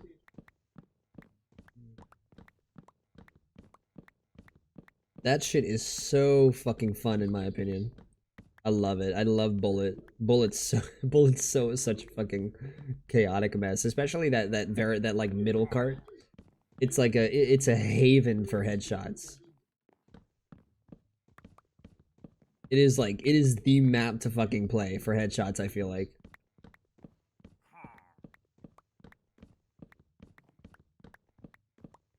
Maybe stakeout also is slightly better for headshots, but fucking bullet is a fever dream. Bullet is such a fucking fever dream.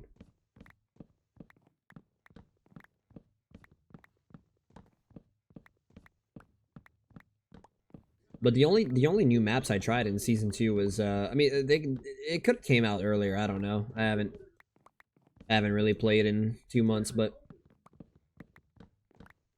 they could have came out way earlier, but they're new to me because I just started launching the game back. But all I tried so far was Bullet and Grind Ooze. Fucking Grind Ooze, which is basically just Grind from BO2 maybe? Maybe it was a BO2 map?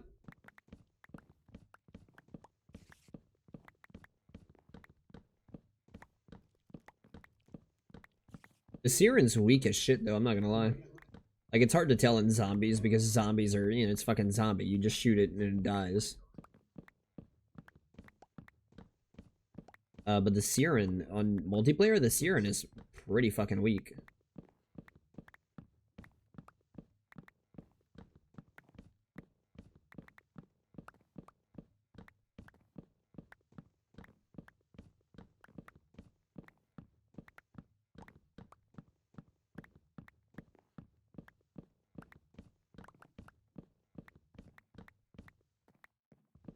name who's this Tamatanga? J-Monks doesn't know it. But he is literally...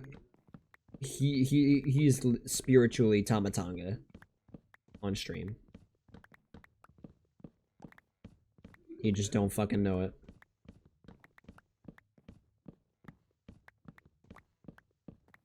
You just don't fucking know it. He'll break out into the he breaks out into the hyena fucking yeah. The shit that Tama does. He's spiritually Tamatanga. And I don't think he has a single clue who Tamatanga is.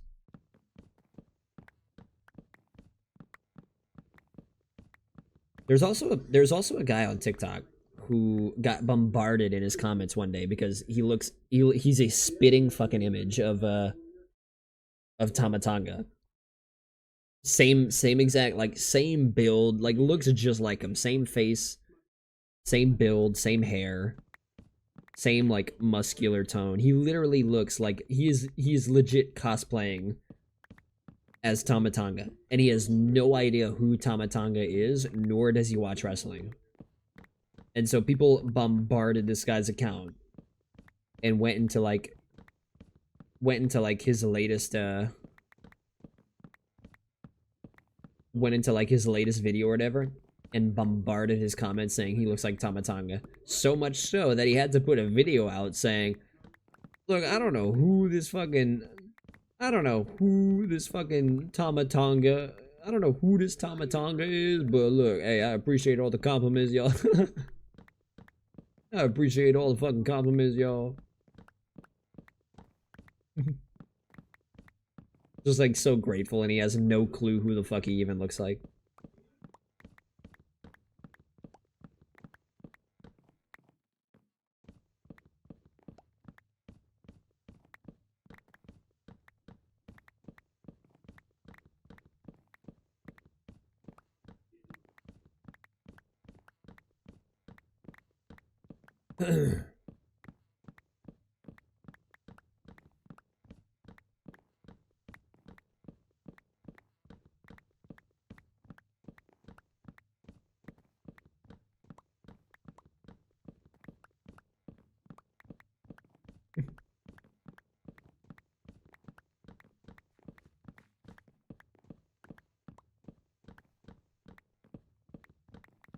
Uh-oh.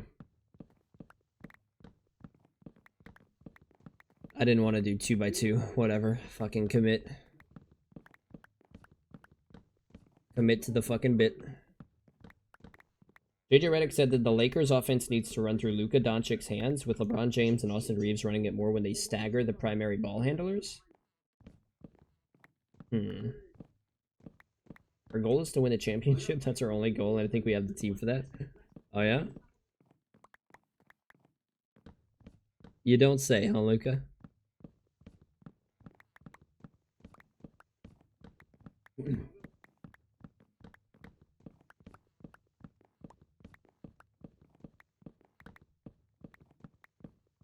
You don't fucking say.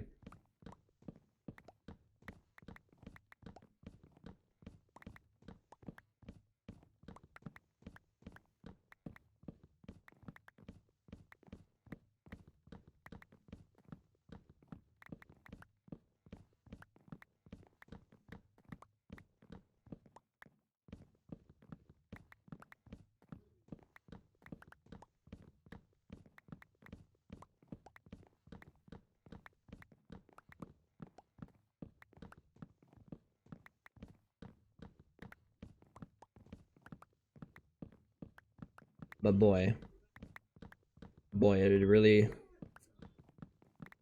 really goes to show who's all there.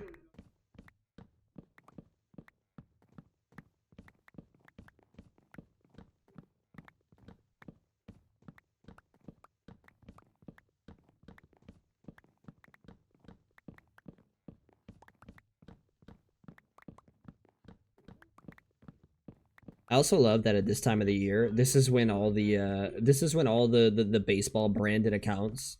This is the time of the year where all the baseball branded accounts pretend to care about spring training.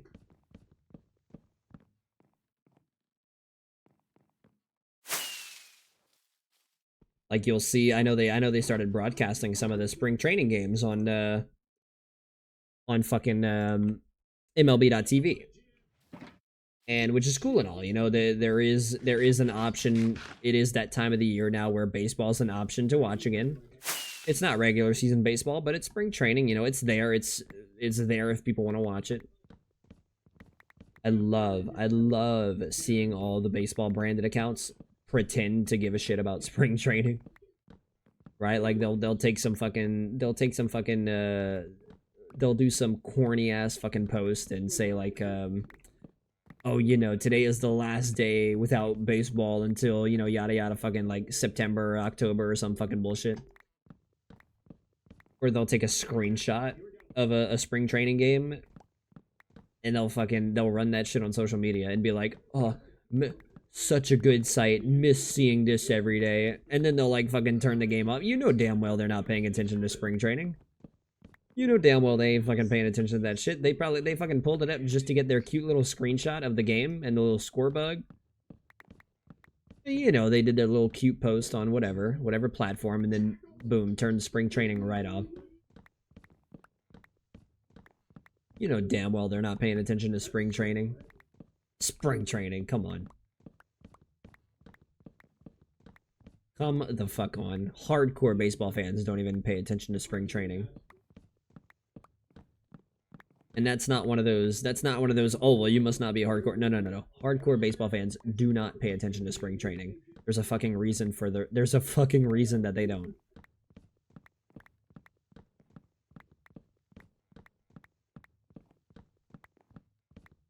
The only ones who do pay attention to spring training, there's two types of people. Sports writers and fucking coaching staffs who are like trying to be the guy who finds the next superstar for their respective organization. Right? Like they want to be behind the one that changes the complete outlook of a franchise. And they want the credit for like finding this kid and coaching him up and finding a gem, a diamond in the rough. Those are the only two types of people who give a shit about spring training. The sports writers and the coaching staffs. The under coaching staffs.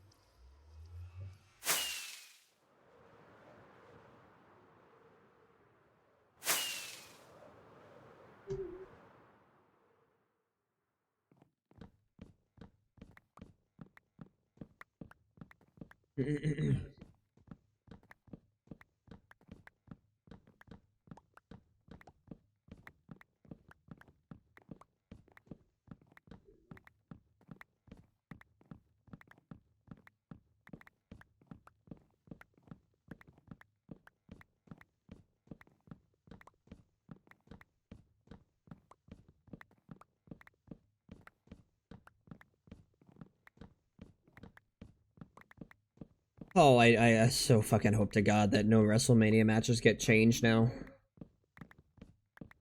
Not that we even know. Not that we even know what the plans are, or the full plans are for WrestleMania, but I so fucking hope no plans get fucking changed yet. Because of Dwayne. I so fucking hope so badly that none of those matches get moved around.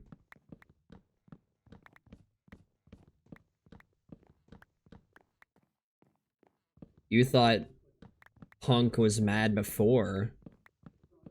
You thought Punk was mad in 2011 about The Rock taking a main event spot? Ooh, my God.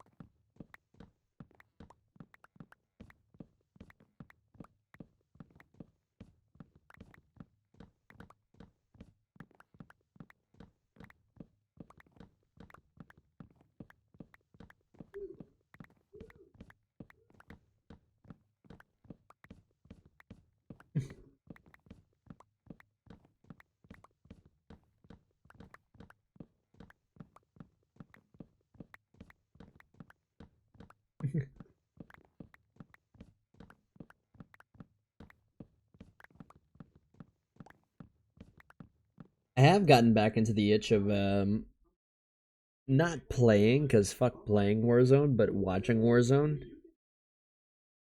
Not really so much for the game, but for the personalities that I watch play it, which is like two people. Fucking Iron and FSG, that's it. That makes up all of my that takes up all of my COD watch time.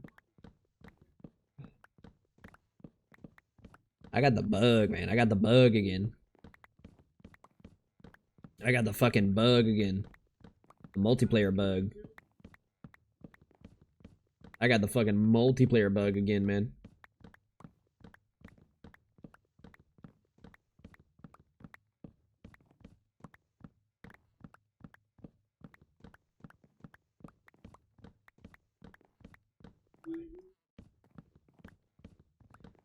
And plus it's like I actually do thoroughly enjoy this year's multiplayer.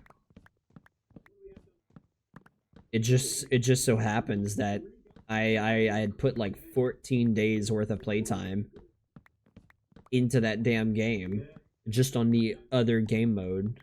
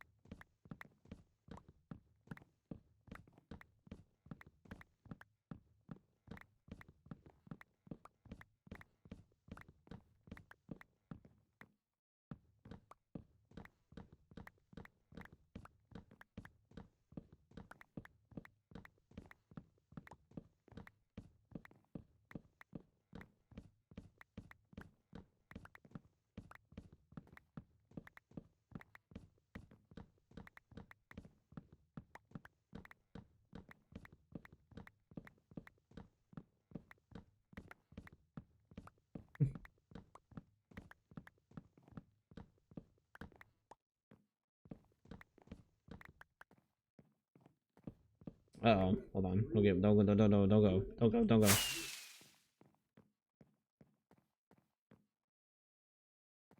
I can't even tell if I got that one or not. I can't tell if I picked it up or it despawned right as I got there.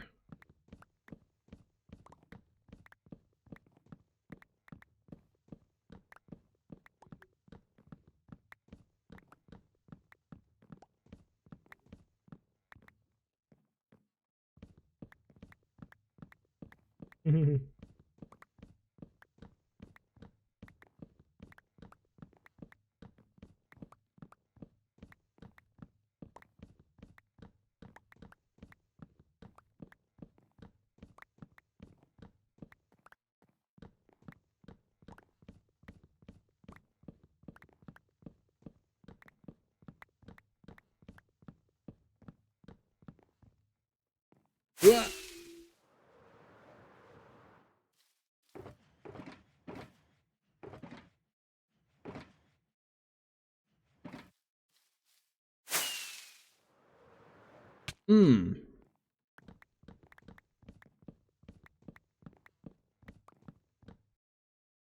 Pause that for a minute. I want to throw on.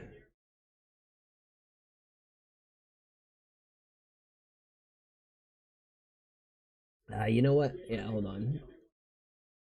Hold on. This has been long overdue. This has been fucking long overdue.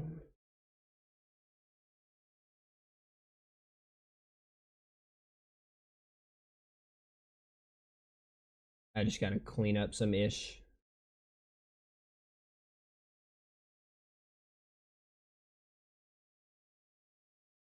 I gotta clean up some fucking shit. Okay, that's good. Fucking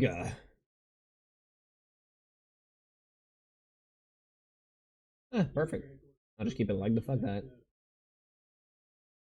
I'll keep it like the fuck that, man. Sounds good to me.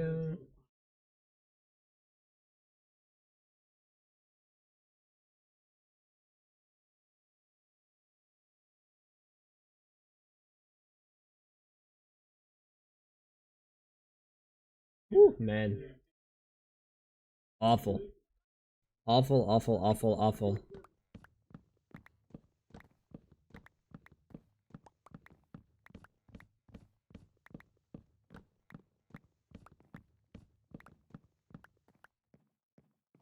You're dutiful.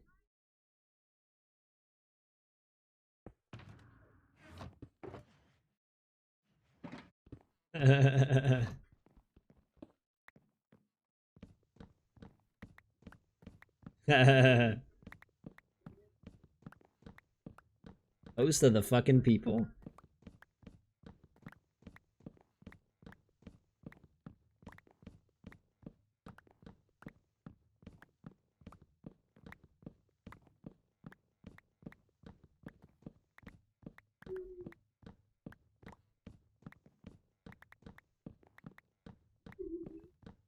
Mr. Scoop is here. Mr. fucking Scoop. Mr. SRS.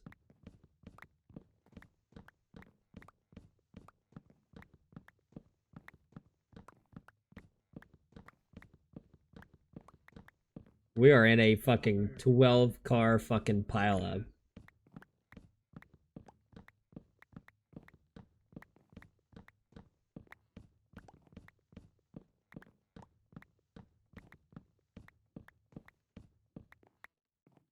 Yep, that's legit what it's like. The Rock shows up, and now the WrestleMania plans are in a fucking gridlock trying to get out of the third level of a fucking parking tower.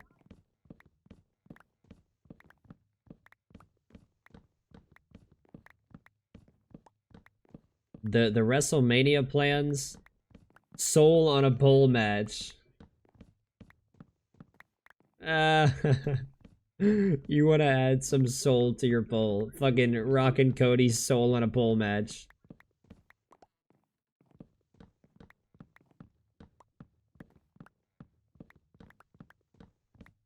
Such a confusing fucking setup. And so, like, is Cody just, like, not involved with Solo and... So, like, yeah, Solo and Cody are just not doing anything anymore, I guess?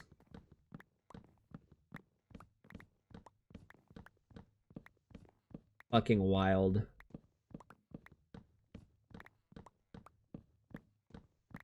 Abysmal episode of SmackDown.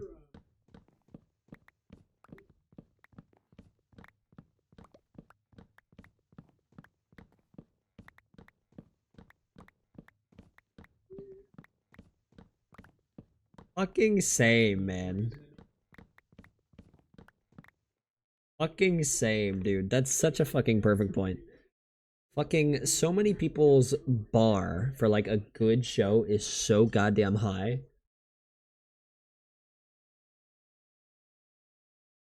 My fucking bar for a good show is so fucking low. Kind of like what Sean Ross Sapp said. My bar for the bar for me enjoying a wrestling show is so fucking low. It is like it is below fucking sea level at the bottom of fucking New Orleans. That's how low my bar is for enjoying a wrestling show. If it makes sense, kind of like what he fucking said. If the show makes sense and the segments make sense and everything just kind of you're able to piece everything together and it's not fucking confusing and the matches are like good if not decent, I'm probably gonna fucking enjoy the show. And that was not SmackDown at all.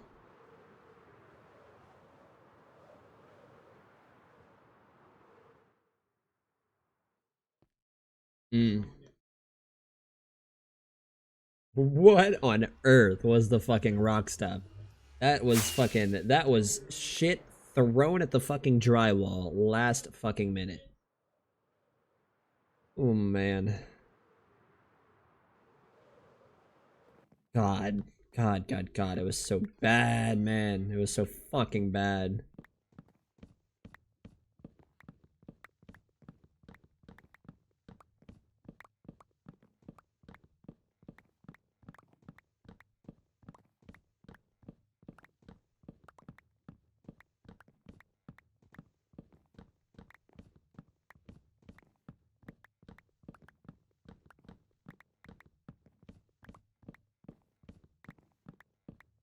Hmm. Elijah signed to TNA too? Elijah signed to TNA?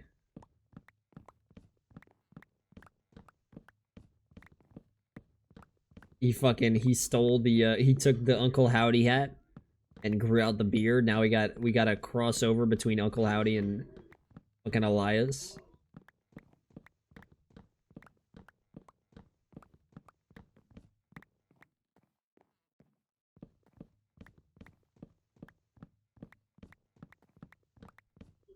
Why on earth did Trish Stratus wait so long to help out Tiffany Stratton? Was her fucking Uber late? Was she backed up in parking?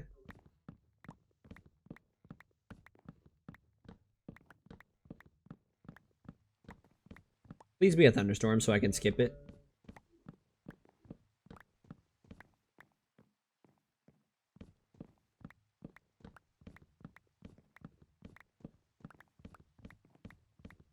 Another no contest and a tag title match.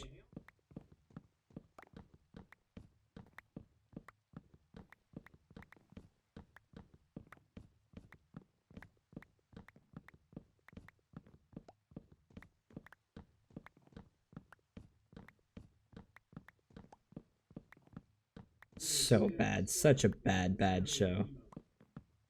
They had 3 advertised matches for SmackDown last night. One of them changed. One of them was shortened. Or no, one of them changed. One of them was a no contest. The other was just fucking scratched.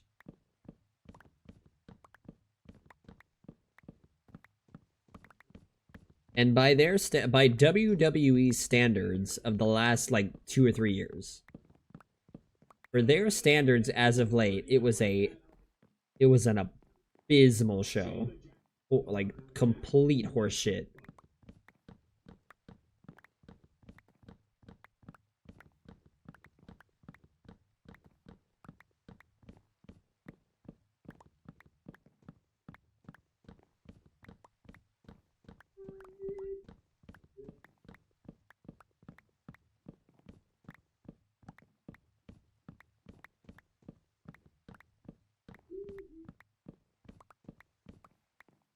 Fucking yeah. The Rock was so fucking. The Rock was just out there fucking waffling, just yapping. He was out there talking fucking nonsense.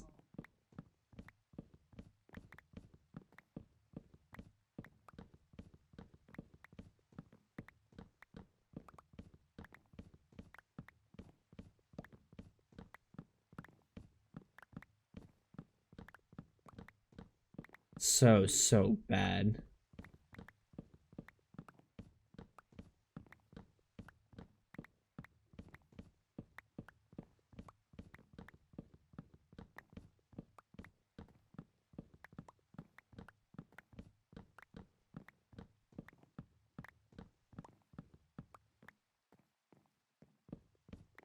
Media. Hmm. Oh wow, that'll be Sean Ross Sapp. That'll be his first time going to New Orleans for next year's WrestleMania. That's fucking cool as shit.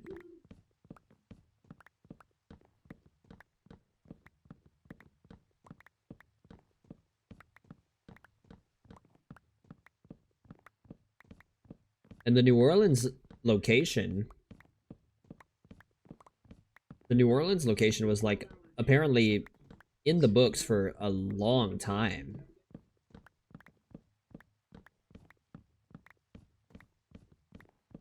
Like they had issues, like they had the whole dilemma with Minnesota or Minneapolis, um,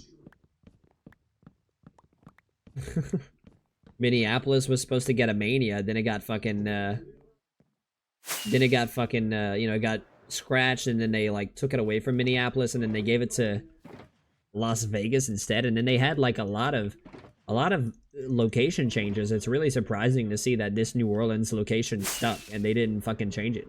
But that had been the plan to have 42 in New Orleans.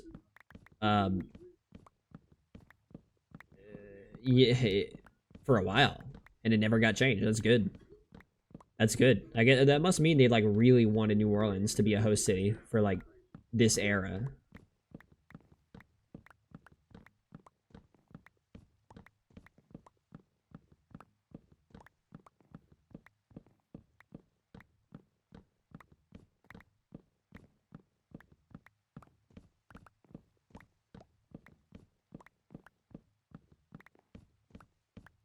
Mhm.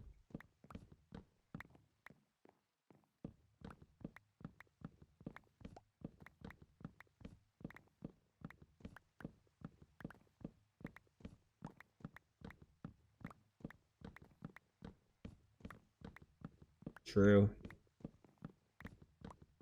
So true.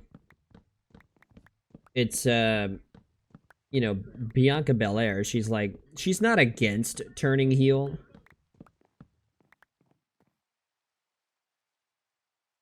She was she's not like opposed to turning heel. Bianca is. She likes being a babyface cuz like it means a lot to her, and she wants to be someone that like the younger audience kind of looks up to. Which is super respectable, but I think it's like I think if you have the right plan and the right like character or story for it, I guess I think you gotta like kind of pull the trigger and turn somebody heel. Turn somebody heel that hasn't been a heel in a long, long, long time. Just because it'll be fresh, and not only turn him heel, but make him like a prominent part of whatever division or you know whatever portion of the card they're on.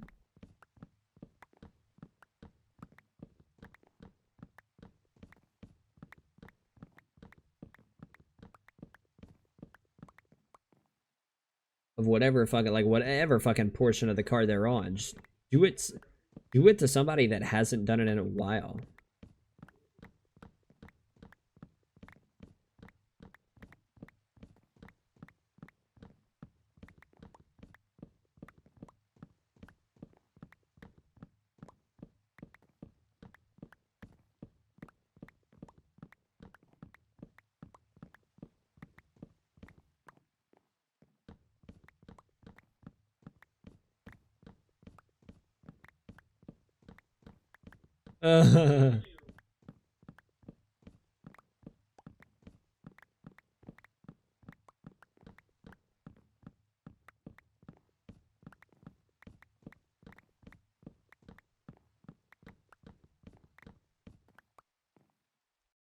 Wait, what was that? What was that? What was that? Press conference and notes.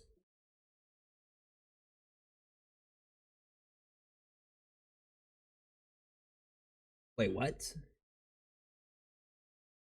Rock had a new theme with Lil Wayne in it? I didn't even hear it.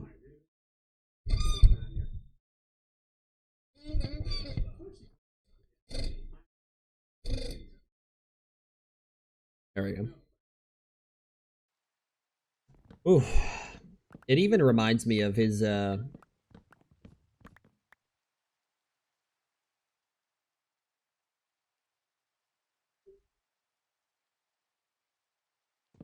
boy. It even fucking last night SmackDown even reminds me of the fucking NXT appearance that The Rock did. The Rock went on NXT and planned absolutely nothing. The Rock went on NXT and planned absolutely nothing. He went on there, set a fucking F-bomb,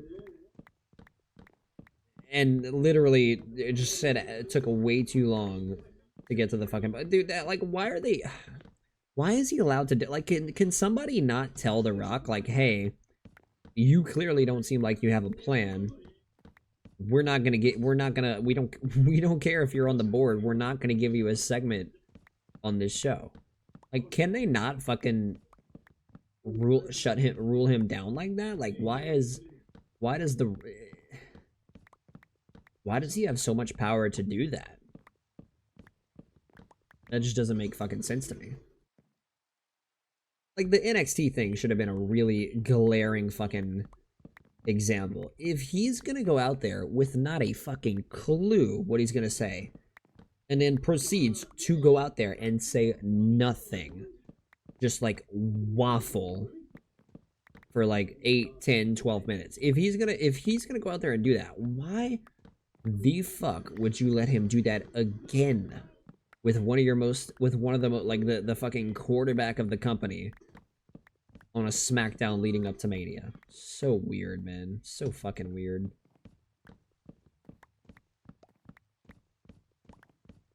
Is this turning into a thunderstorm? I think it's turning into a thunderstorm. My bitrate's already gone. Bitrate's already long fucking gone, bruh. Thought I heard footsteps. Might have been mine. Ooh.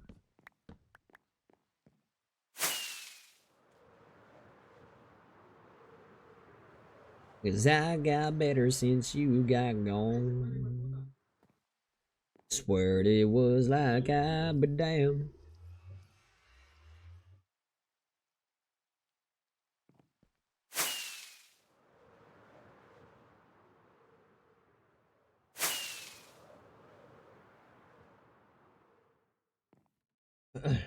Okay, but good stuff. Yeah, move that out of there.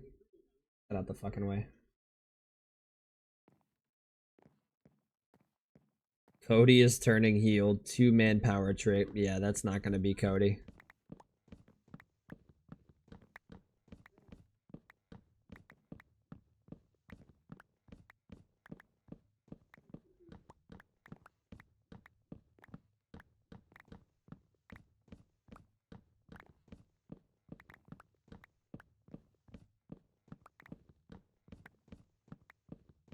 The foil. Hold on. What is that? The foil.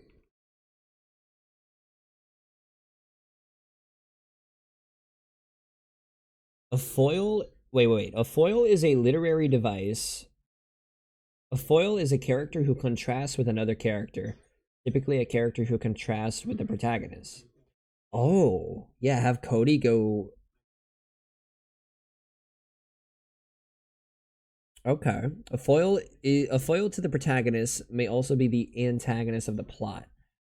Oh, and have Cody go like full nuclear heel with Roman being the foil in that story, I guess. I never heard that used before. The foil. Okay.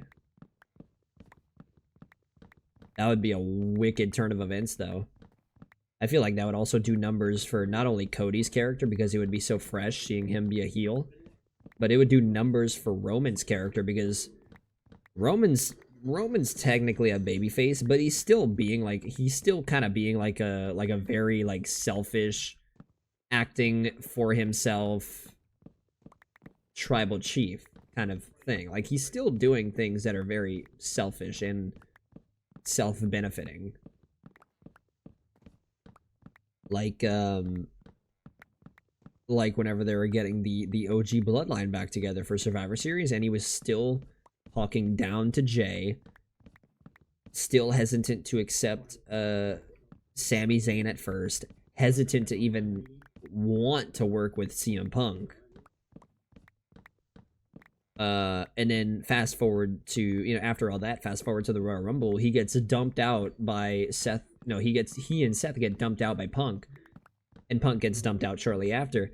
And he looks at Punk on the floor and is like, "How could you do this to me? We teamed up like a month ago." So he's a babyface by absence, right? Because he was gone for so long. And Solo became this like, you know, this tribal chief that nobody took seriously. So Roman's a babyface by absence, but he's still doing very like selfish, pretentious things to help himself. That him being the good guy in a heel Cody Rhodes narrative would kind of like, I feel like they could do they could take an avenue where Roman kind of relearns the value of, like, you know, Roman like starts to have his eyes open as to what he was or like what he became through Cody and The Rock. If they choose to go there, but they might not, man. I don't know.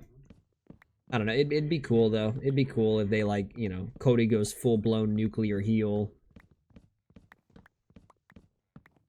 and it teaches Roman some of those morals again. And it doesn't even have to shift Roman's character. You can just add that on top of the tribal chief character. Like, he can still be the tribal chief, just a more you know, a better moraled tribal chief. But he learns that through Cody, and even probably wins back the title. I wouldn't say no to that at fucking all.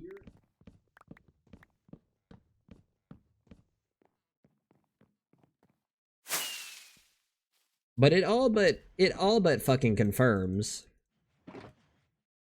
It all but fucking confirms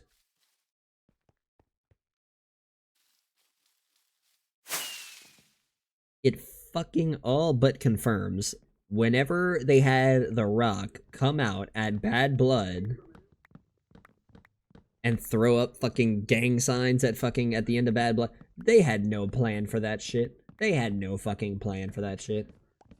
They had no fucking plan. And then The Rock's gonna come out and say that he's 20 steps ahead. Enjoy the ride that The Rock's gonna take you on. They had nada, zilch. They had no fucking plan for his Bad Blood appearance. Absolutely fucking nobody.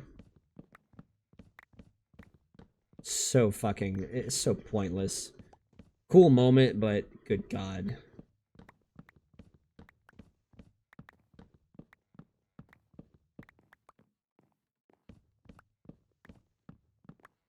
And everybody in creative, everybody working in creative is fully aware. They're all fully aware that The Rock at just any fucking point can just waltz in if he so chooses and say, "Hey, I want to work the build up to WrestleMania." And they're going to go through with it, and they're going to let him, because he's a draw. He's a massive fucking draw. And if you have the chance to put The Rock on your show, you put him on your show. Because that's just what you do when you have a name that's that big. It's just kind of...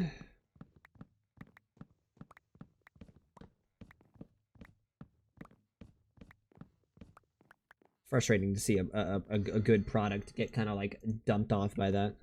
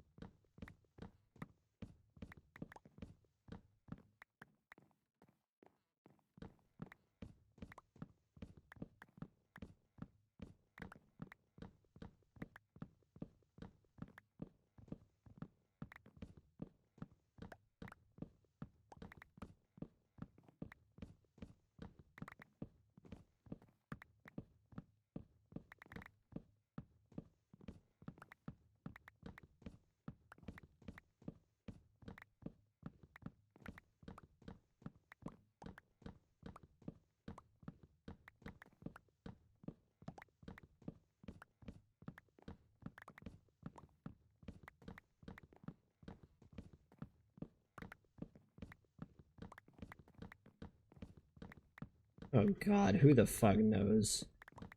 Who the fuck knows what it does to the main event scene? Who the fuck knows what happens to the main event scene?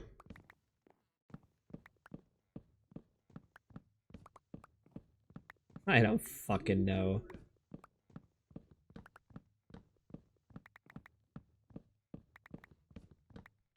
And they don't even fucking know what they want to do with the main event scene. They don't even fucking know what they're doing with it.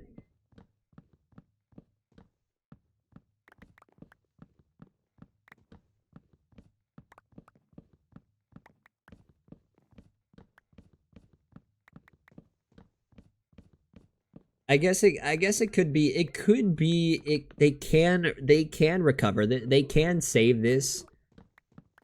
They can save this if they get John Cena involved, because you know when John Cena goes out there, at least Cena's not gonna go out there and just fucking waffle and say nothing. Like, Cena's gonna go out there with a fucking plan. So if they get Cena involved on this, then that could potentially save it. But I don't fucking know. I don't fucking know.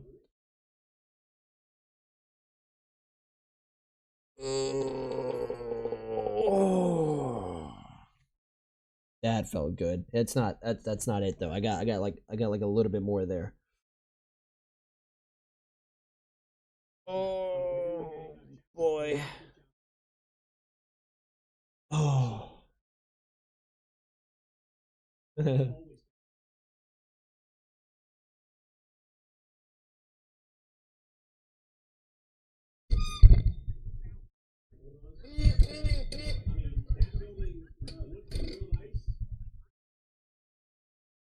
We should start making stuff up. Oh man. Come on.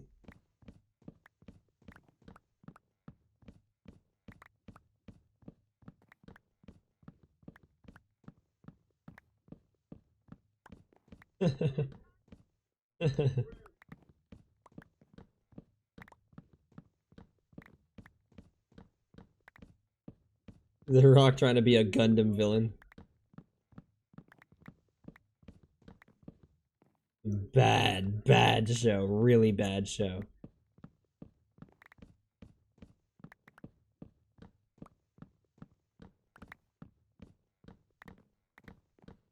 Co-lead Road Dogg is co-lead writer.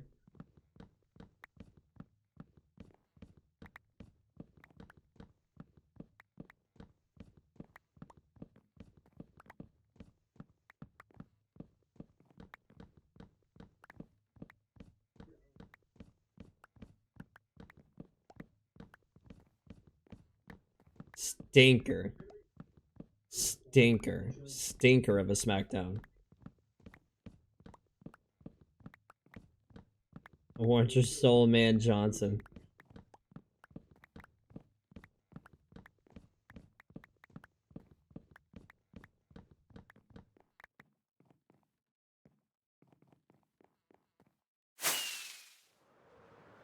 Terramana tequila for 2 fucking hours. Fucking mezcal, man.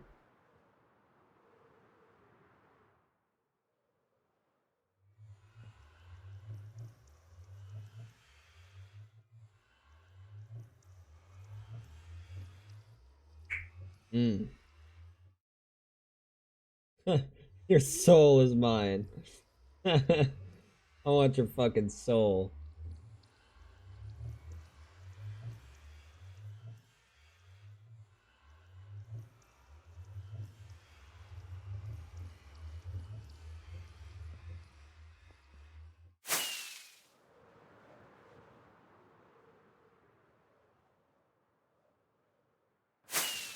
Yeah, it came so fucking out of nowhere.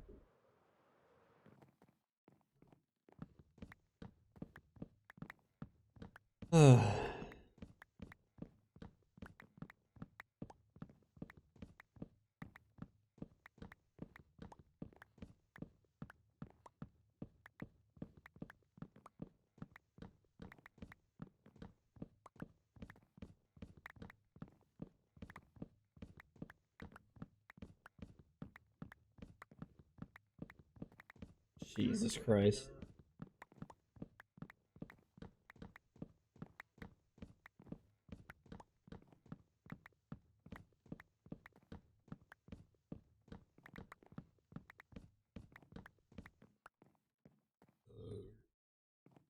Hmm.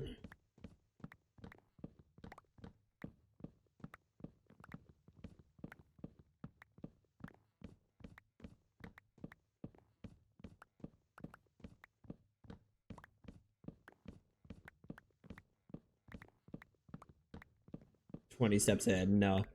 My fucking ass 20 steps ahead. My fucking ass 20 steps ahead. Yeah, right.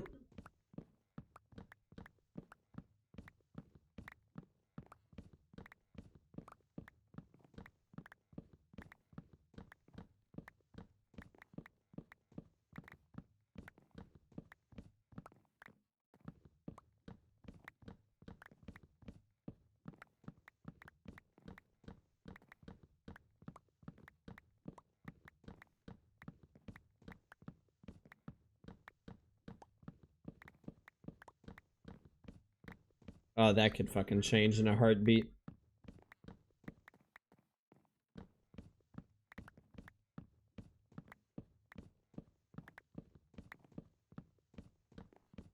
Turn Punk heel, why not?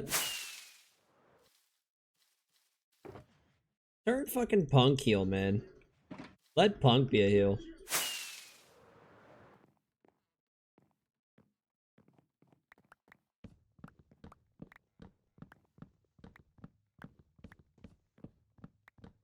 So many bad points.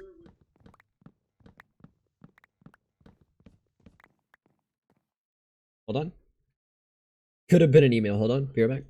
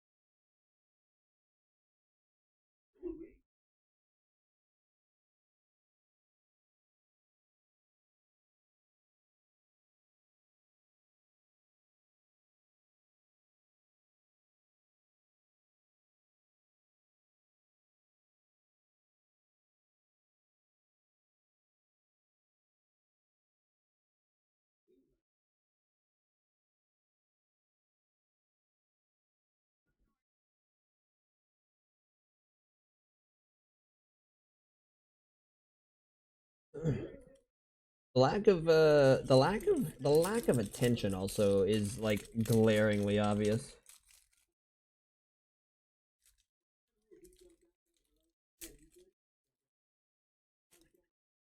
Fucking shit was gone months ago. Fucking months ago.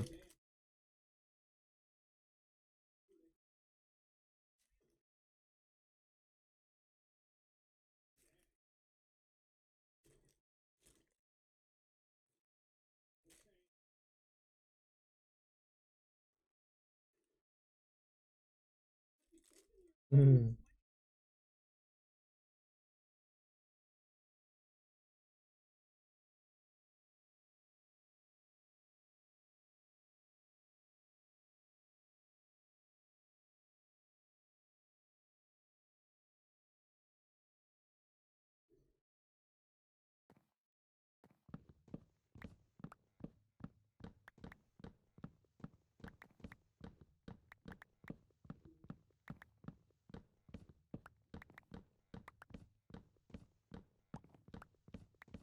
No.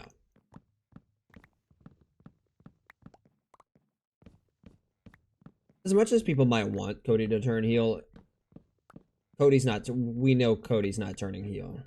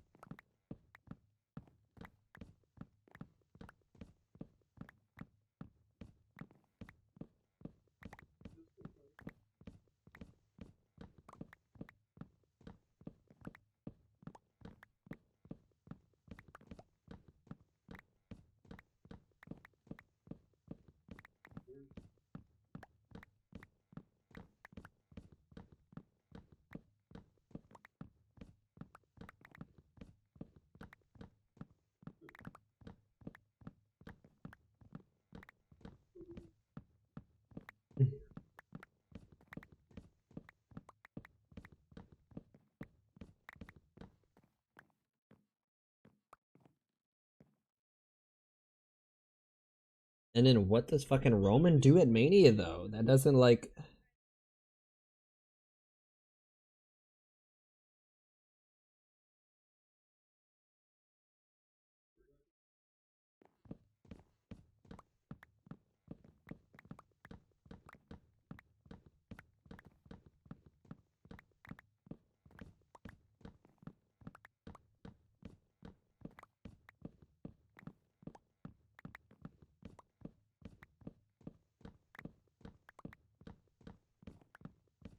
Mm?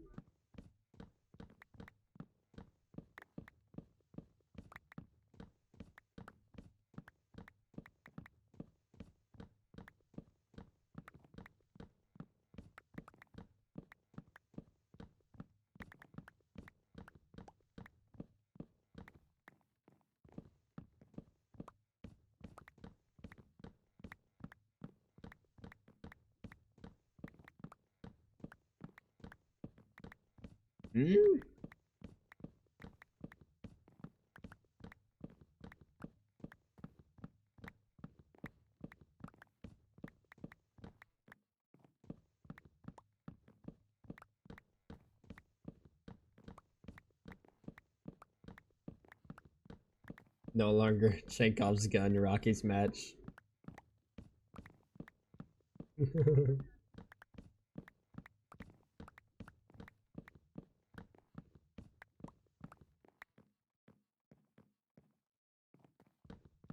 Eh.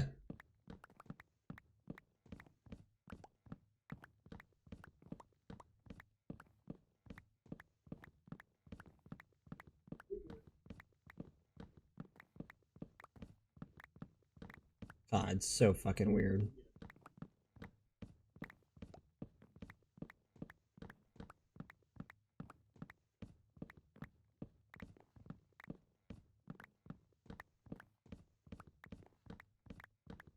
Apparently they didn't like the they also didn't like the Jimmy Uso rolling up Drew McIntyre for the pinfall victory.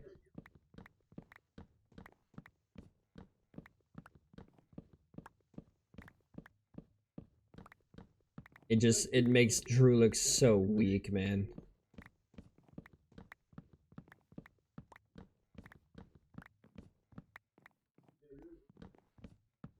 But yeah, no, yeah. It the roll up finish, man. It just makes Drew look so like Drew McIntyre is not supposed to lose to a roll up pin.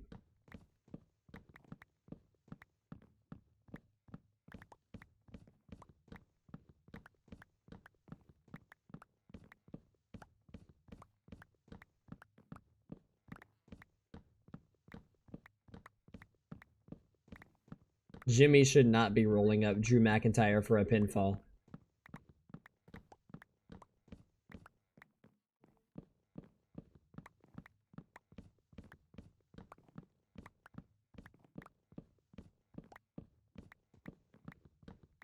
Yeah, there's better ways you could have given Jimmy Uso a victory.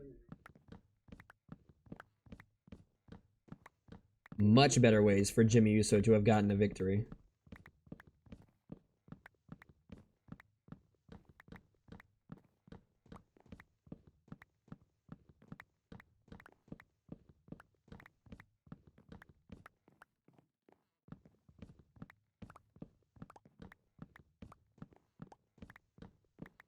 Big Jim.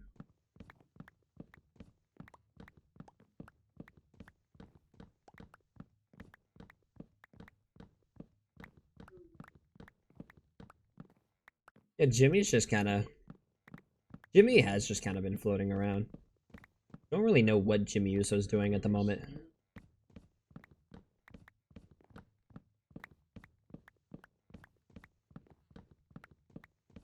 Aimless. There's no aim. That's a good word to use. There's no aim to what Jimmy Uso is doing. It's pretty aimless. There's no direction.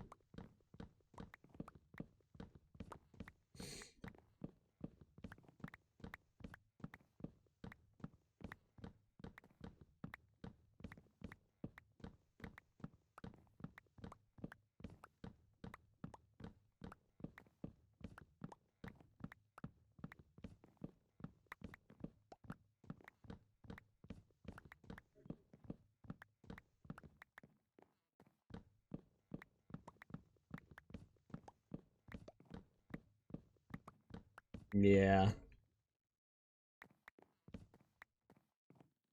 I should be able to get this line done before the. I don't think the pig's gonna break, or the axe is gonna break.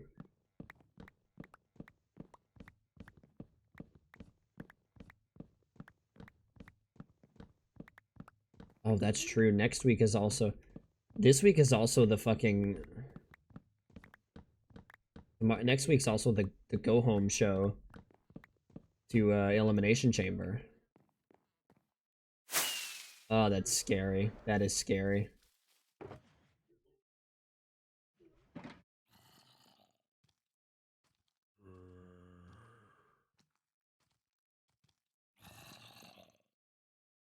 Oh gosh.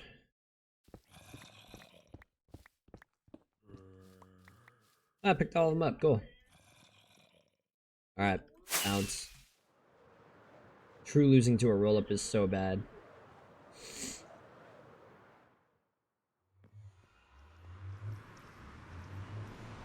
Yes, please just let Jimmy Uso beat him, man. Like, clean.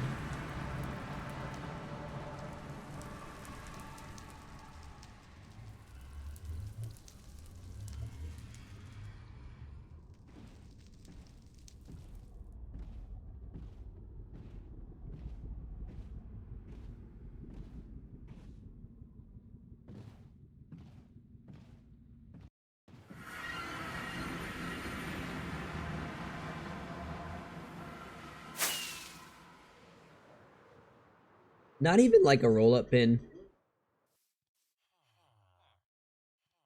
Like when you do a roll up pin, the roll up pin that they did on Drew McIntyre, that Jimmy Uso did on Drew McIntyre, it wasn't even like a very like clever, you know, in transition counters a move into a roll up. Like it wasn't like a sneaky clever way to win. It was just like, oh shit, wow, Jimmy pulled one over on Drew McIntyre,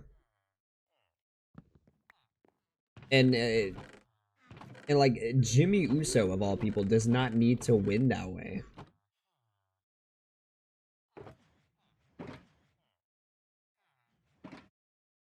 Like Jimmy does not need to fucking win that way at all.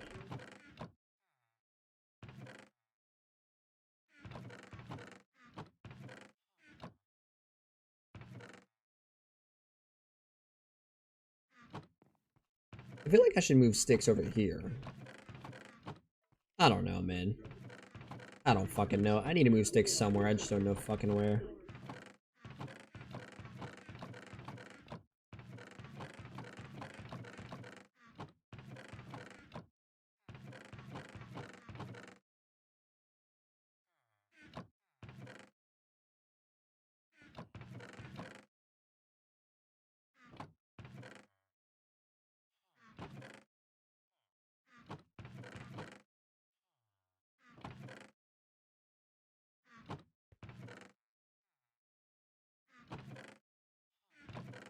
Weird.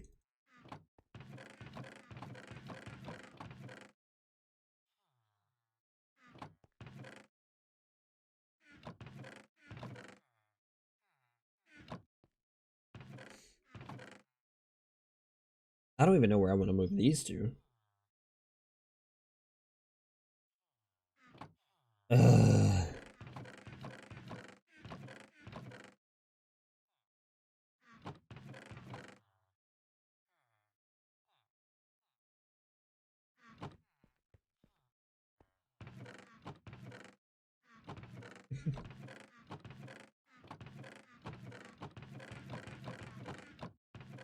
Put the acacia logs here, why not?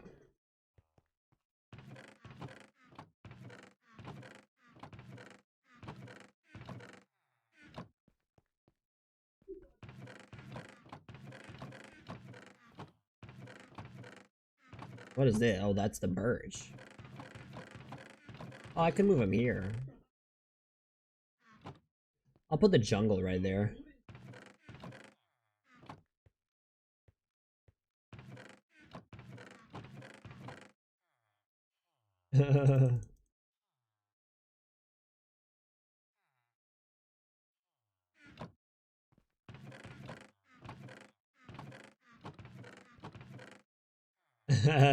Dude, Naya's Annihilator was so bad.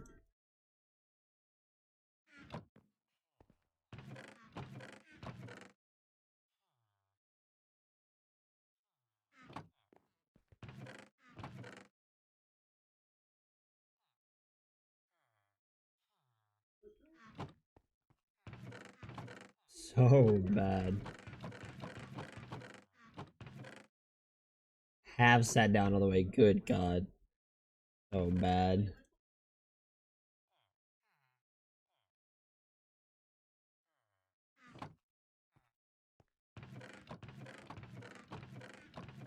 Good God.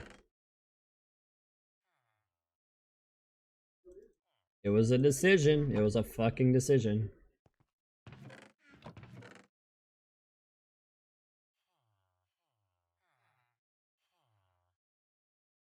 Ah, shit.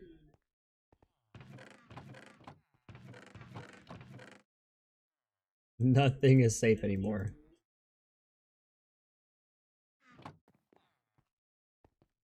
Just a bunch of bad wrestling booking.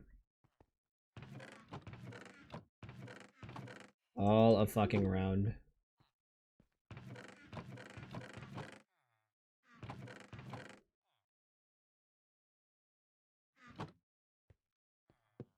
Shit.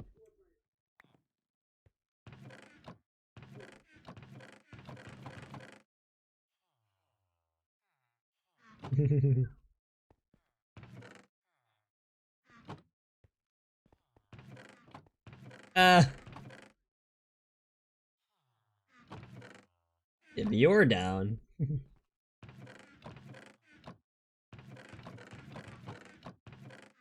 Oh boy, now I gotta fucking. Oh gosh. All the trapdoors, man.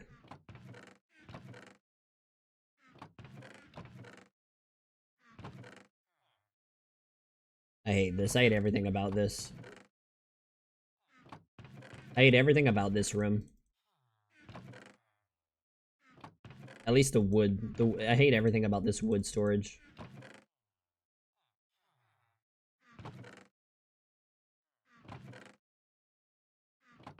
Every fucking thing about it. Where did all these come from? Probably the temporary fucking farm.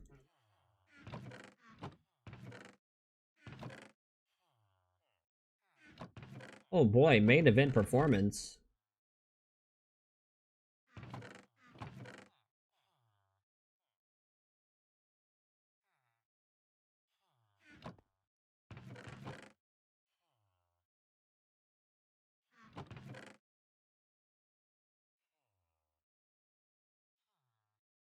What?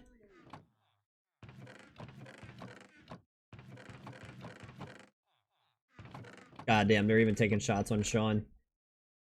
Sean Ross Sapp.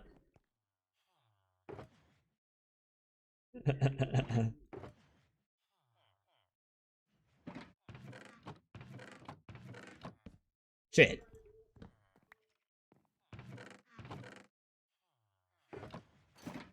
They're so unserious on their fucking show.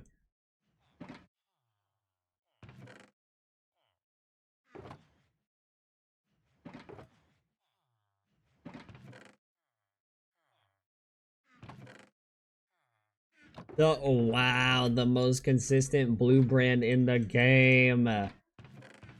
Wow, holy shot at SmackDown. Awful show, man.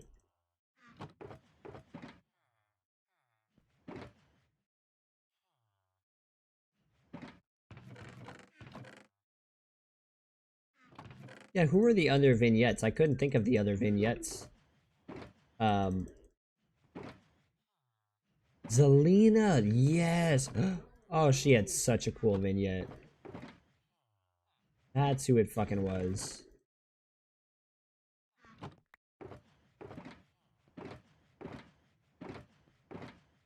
Boom. Yeah, yeah, now have Zelina win some matches. Just switch brands. Have her win some damn matches.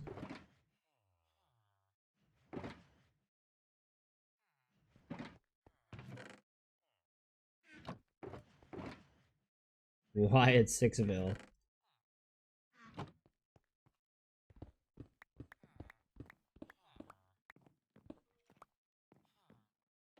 That's who the other one was. Fucking Zelina. I couldn't think of the other vignette. I want them to put more of a spotlight on Zelina. Zelina's great. Zelina's so fucking great.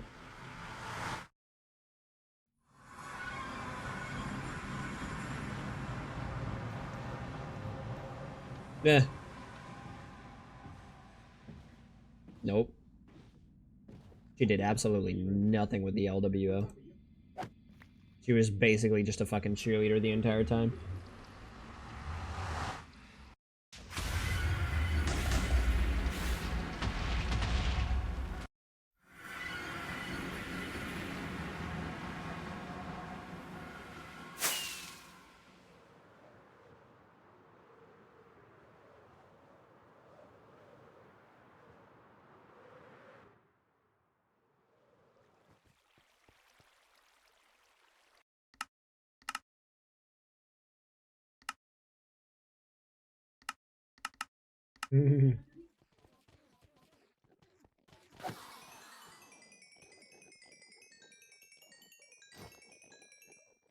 Ooh.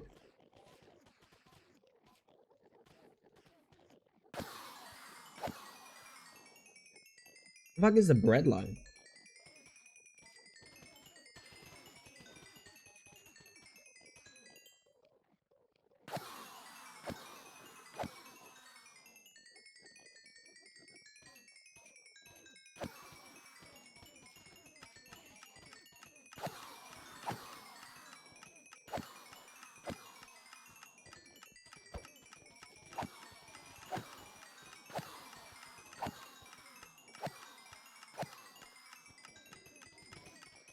Literally, yeah. The fucking Liv and Naomi squash thing was a fucking time saver to allow The Rock to fucking wax poetic about nothing at all.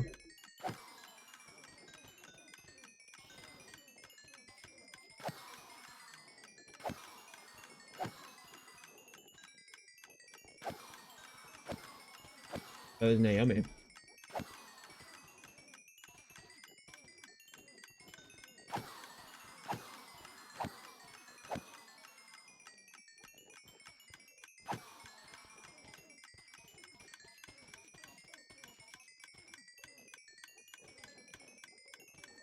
Boy, boy, boy.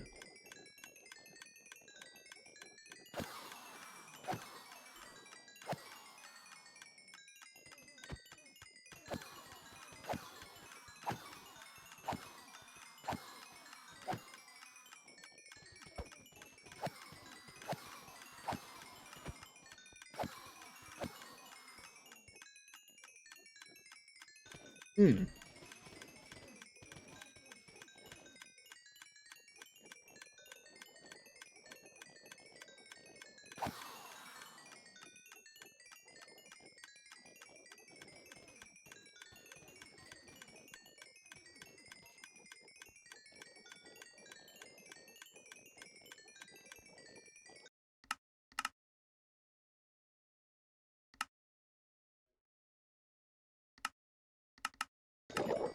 What?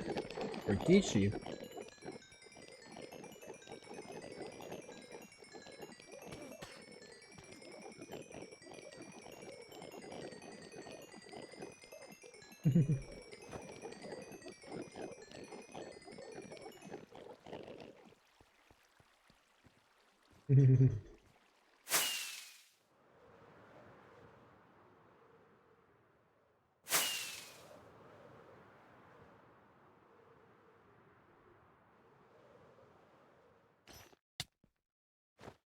I guess they're just waiting for Jade to get healthy. That has to be the thing. That has to be the fucking reason.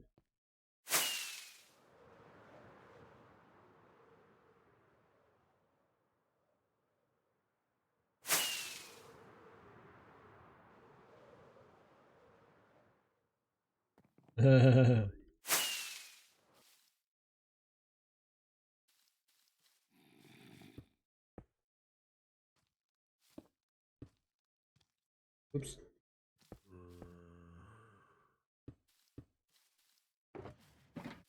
Good it up. Ooh.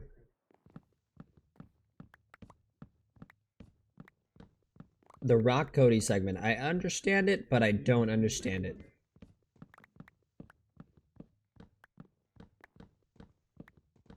I understand it, but I don't understand it. A tweener? Ursa Undertaker.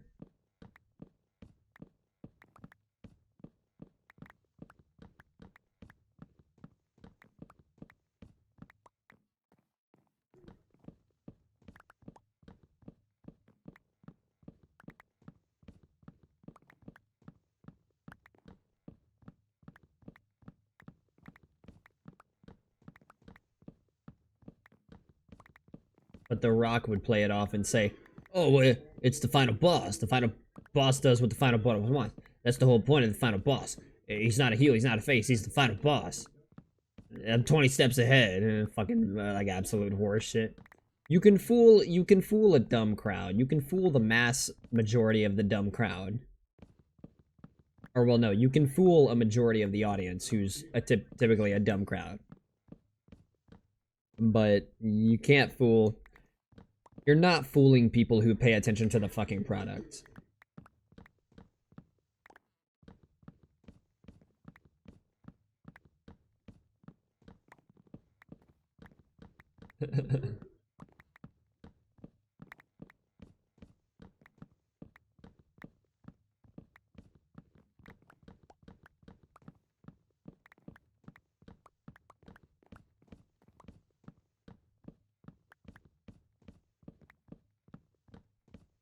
Larry Abolitious Knight. What the fuck did she say?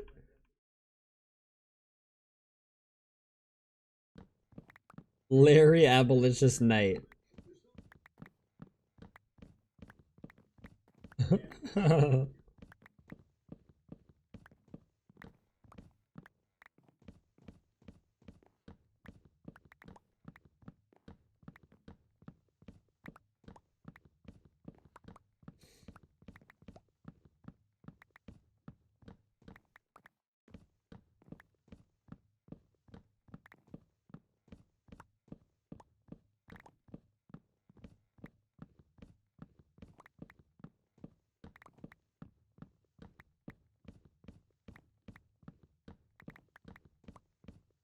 Jotori.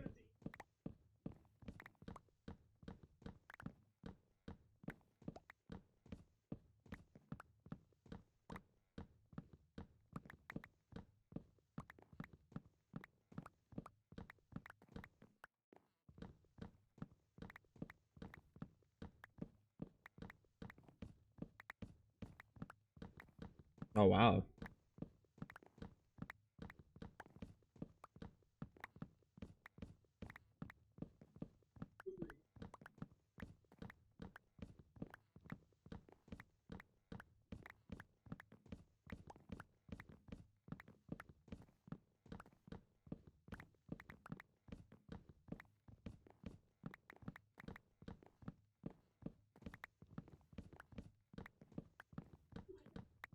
How do they know he's reading it off of paper though?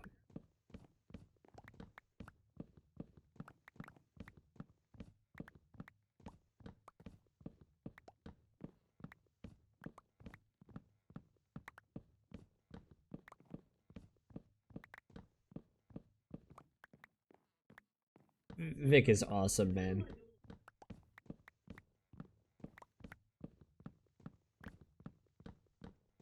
Oh god.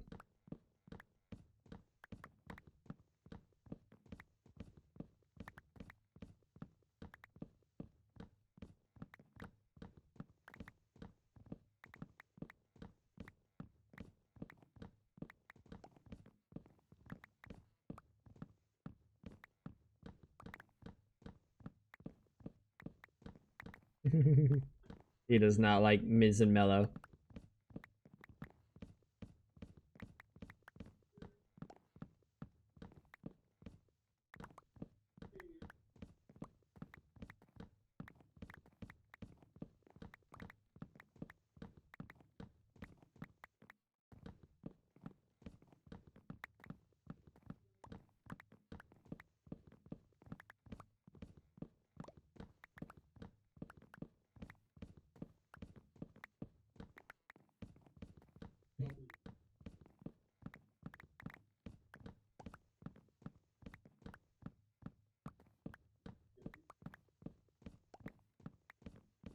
An experiment.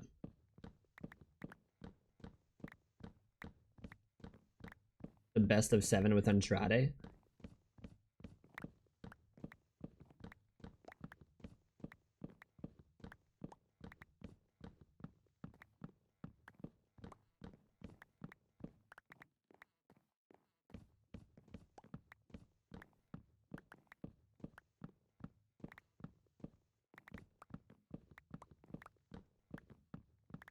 Yeah.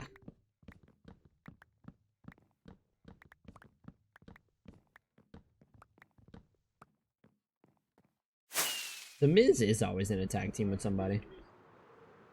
Always in a fucking tag team with somebody.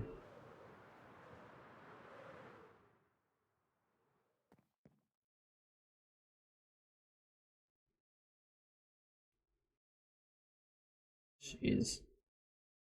I mean, I honestly don't even hate the Mellow Don't Miz thing that much. I think it's kind of catchy, but I don't know, man. Bad shows all around. Not great shows.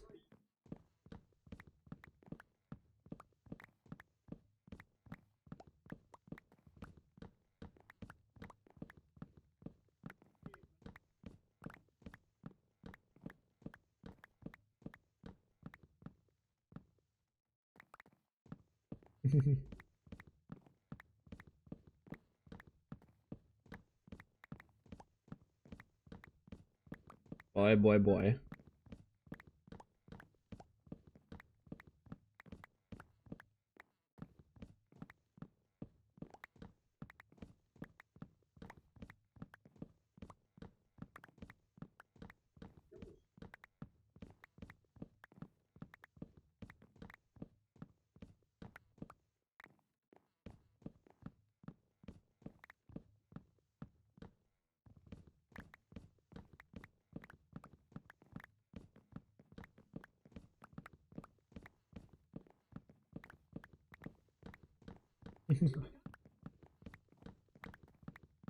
Supposedly the 3-hour shows are going away in June?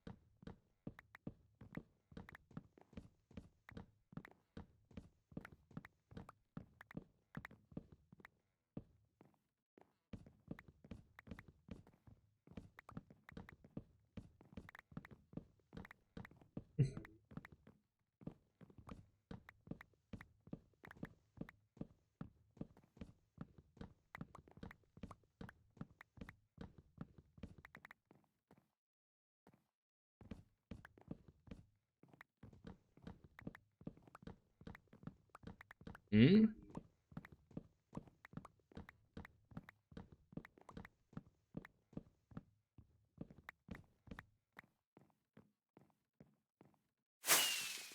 That's so bad.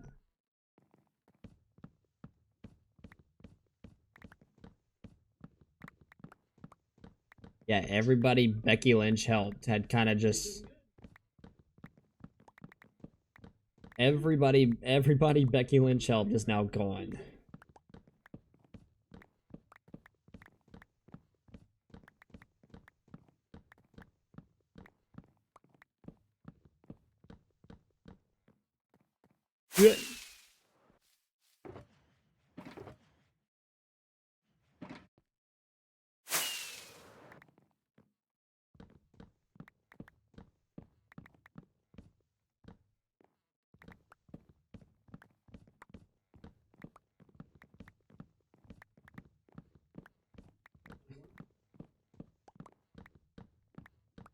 Tag team match that ended in no contest. Oh, so bad. So fucking bad.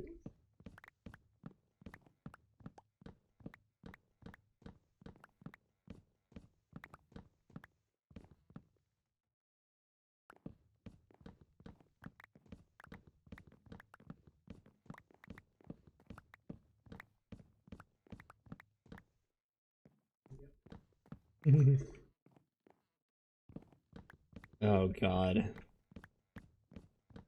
Too much talking.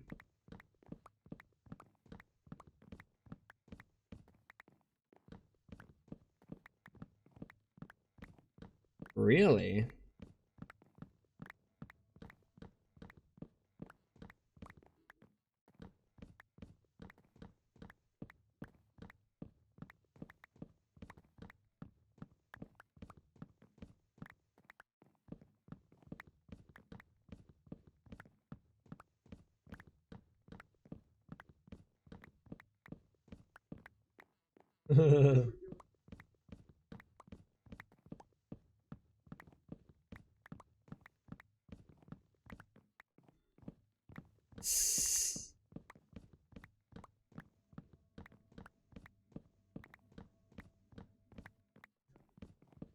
Yeah, apparently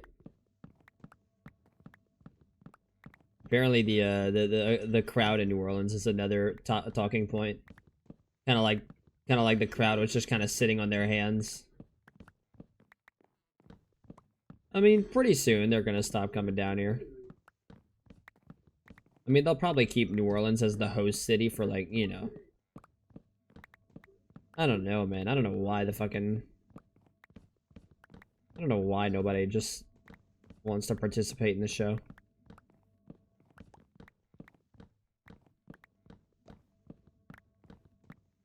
They're all worried about the next fucking. They're all worried about getting home so they can make a disgusting ass fucking gumbo.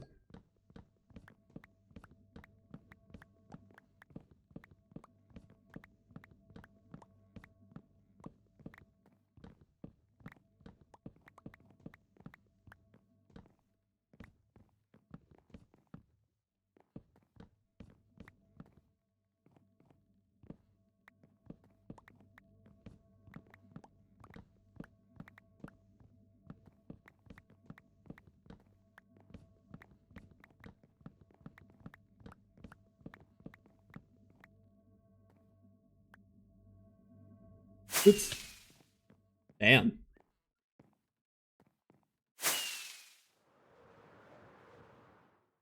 Hey, look at that. There we go. What is that down to? 1, 2, 3, 4, 5, 6, 7? It's a big trunk. It's a big fucking trunk, bruh. Massive fucking trunk.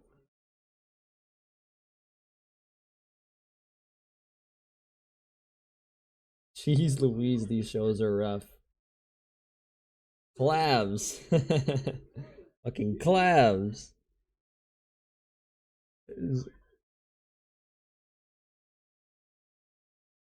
Clavs.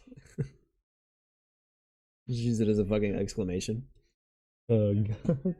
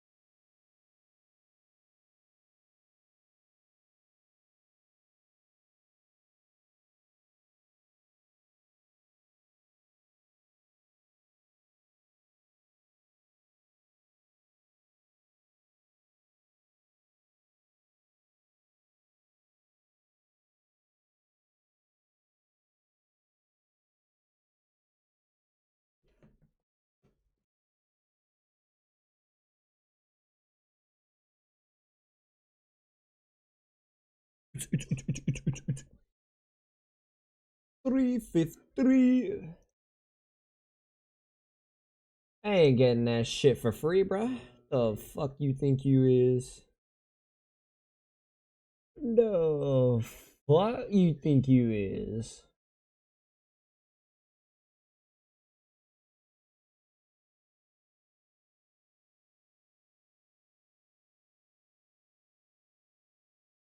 Oh, the 17th. The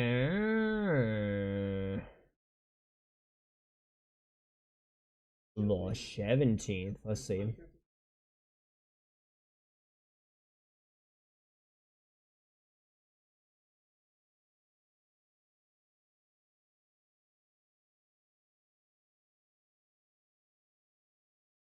Oh gosh.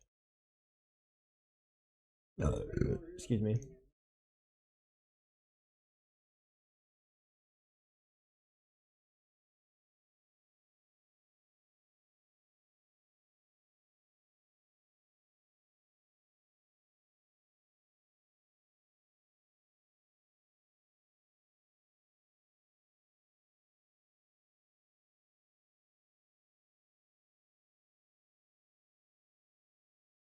Ooh.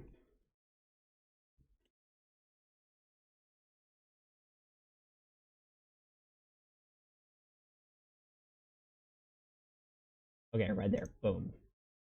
Boom. 503. Run it. Run it, run it, run it. V. Boom. Save. Hey, look at that, man.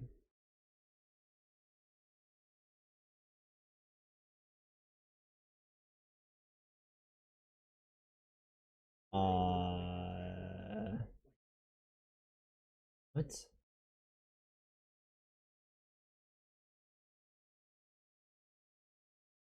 Okay, that just straight up like did not do what I wanted it to do.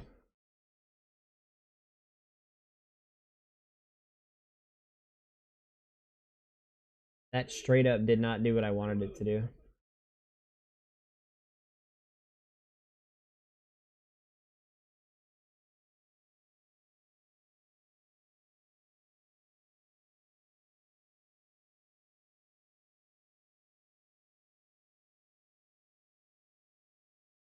That straight up did not do what I fucking wanted it to.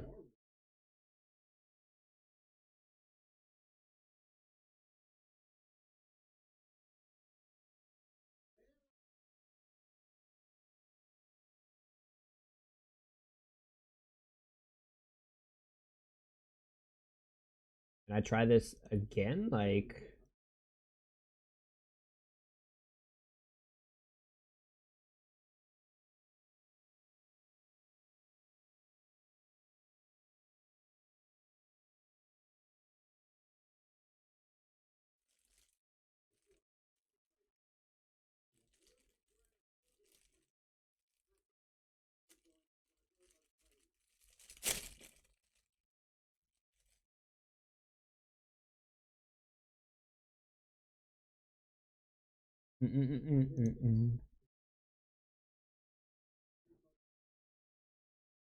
bruh.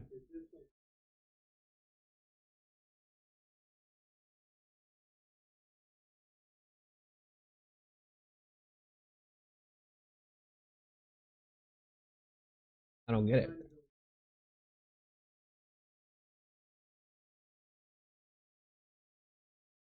I don't fucking get it. Where's my shit?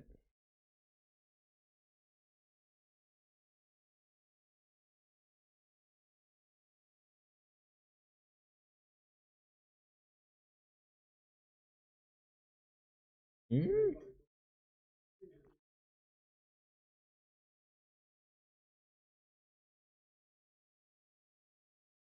Ah, hey, listen, I don't fucking know, man. That actually makes no fucking sense.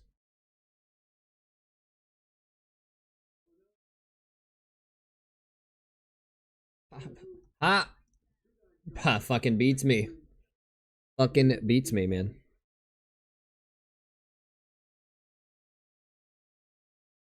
It wouldn't I wouldn't put it past I wouldn't fucking put it past Twitch though.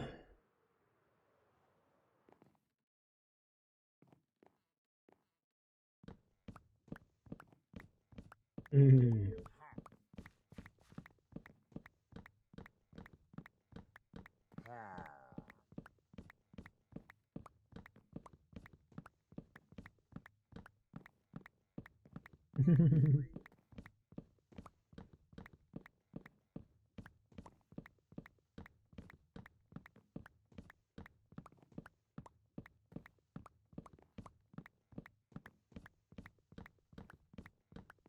Even the fucking crowd. The only big development from the main event. Jacob accidentally kicked Solo. And they got put through, and they got like bulldozed over an announce table. Who cares? Like, that's it.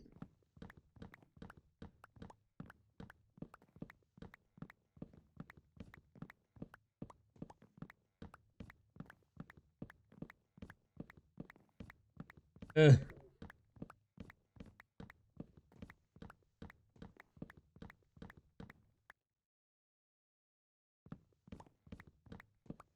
They did start the show with a track shot. They did start the show with a track shot, and then they fucking put it on Jay. And then they fucking did it on, they did it on, no, they did it on Jimmy. And then they do it on fucking, on Raw. They'll do it on fucking, Jey Uso. And they'll do it again on Jacob on Fridays.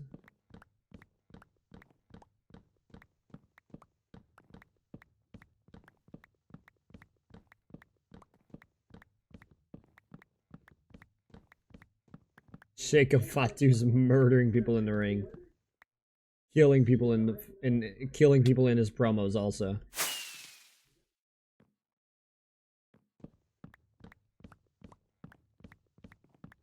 Ah, the Bloodline 3.0.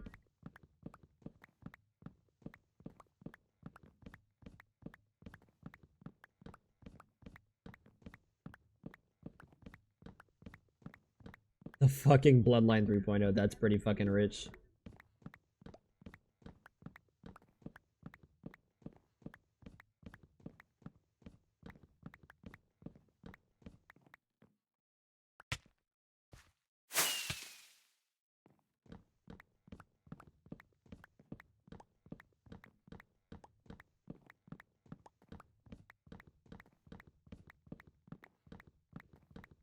The fucking Yanks, man.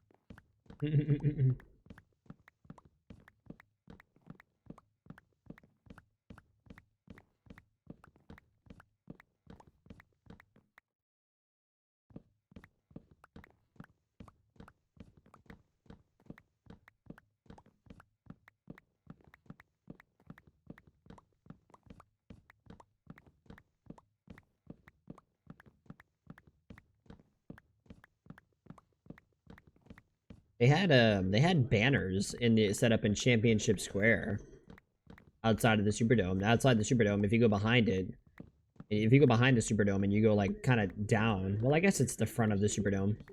But if you go like down in front of it, they have this big like little mosh pit looking thing, and they call it the they call it Champion Square. And I honestly don't even really know. I'm honestly not even sure what they do. They do like fucking, for Saints games, they'll do like concessions and pregame parties or whatever, and they'll sell a bunch of alcohol, but that's about it. That's like all they do with that.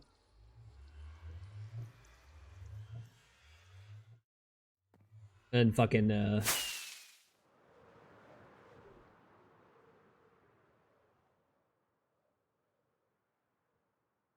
I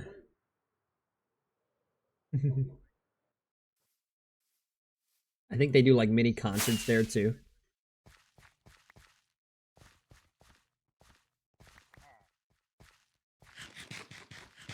Oh, come on then, man.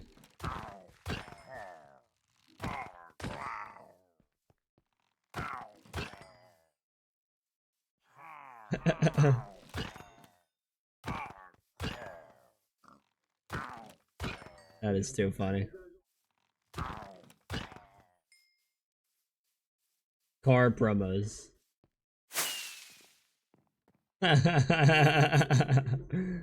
Kevin's always doing these like wacky ass promos. And so the setting of Kevin's promo didn't really throw you off until he fucking moves the camera a little bit and he shows that he's in front of Sammy's fucking house.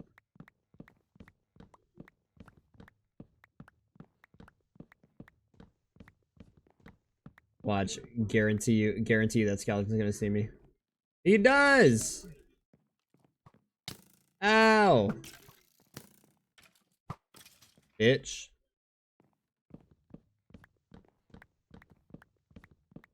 All pretty down. You know, just all around pretty down episode of SmackDown. Very down. And it sucks. that the worst SmackDown episode we've seen in years just so happened to be the one in my fucking home state, in New Orleans. It's sad.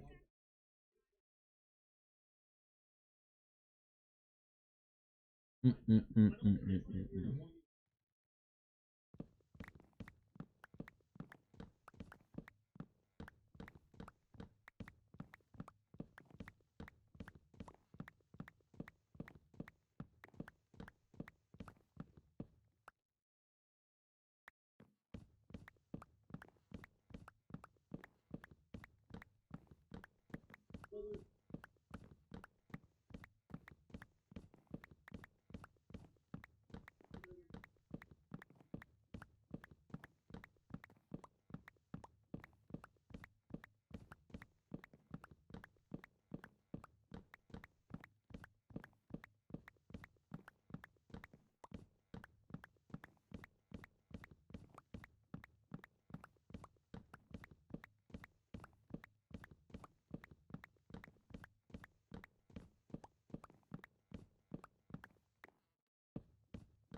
John Lee Brody. You know what? You know what? Fuck it, man. If SmackDown needs a pickup, right? If SmackDown needs a really big pickup because of this fucking episode, go all in. Go all fucking in with the Kevin Owens, Sami Zayn stuff. Go all fucking in. Fucking Kevin Owens is like cuts a promo from in front of Sammy's house, but you don't know that he's in front of Sammy's house until he says, "Sammy, you're selfish." He says, "Sammy, you're selfish for doing all of this, for you know doing all this and getting into this with me when you have this beautiful family that you could be looking after." And then fucking shows, and then fucking shows Sammy and his family through the fucking front window of his house. Shit, man. Shit, man. Go all in with the Kevin and Sammy stuff. Like have Kevin like legit burn down Sammy's house.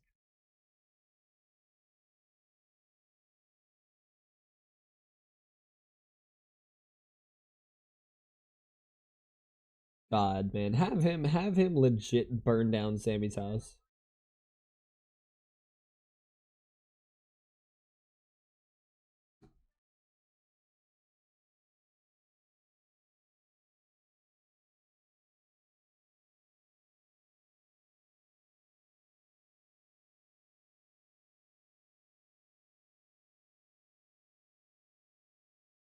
Hmm.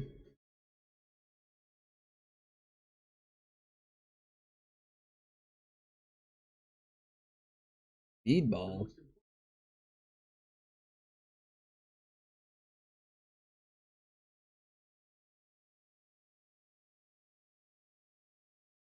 Oh god.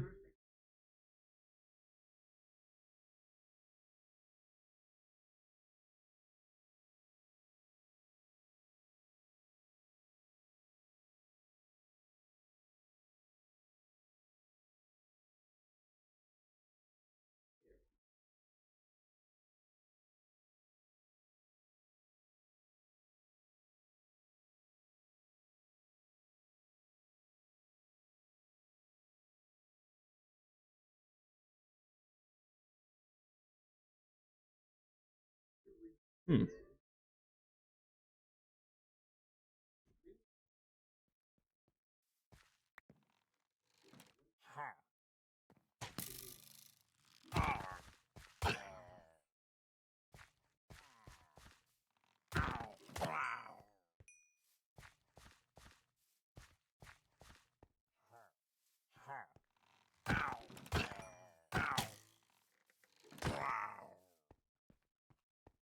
Hmm.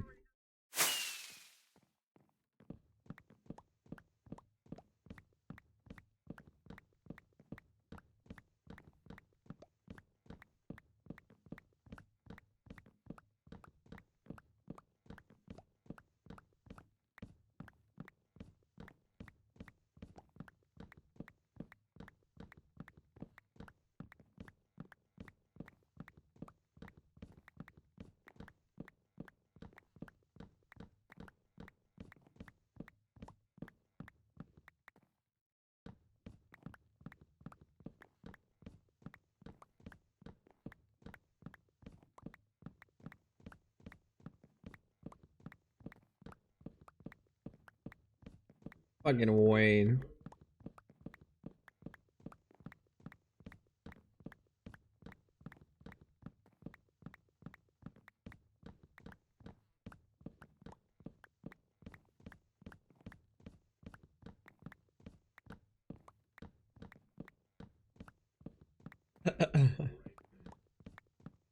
The Rock fucking came out to fucking Lil Wayne to block his hop.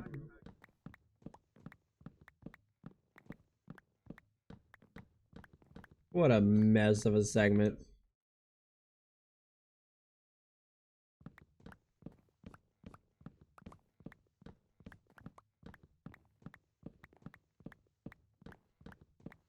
Yeah, been here twice in the last decade, but hey, finally WrestleMania's coming back to New Orleans.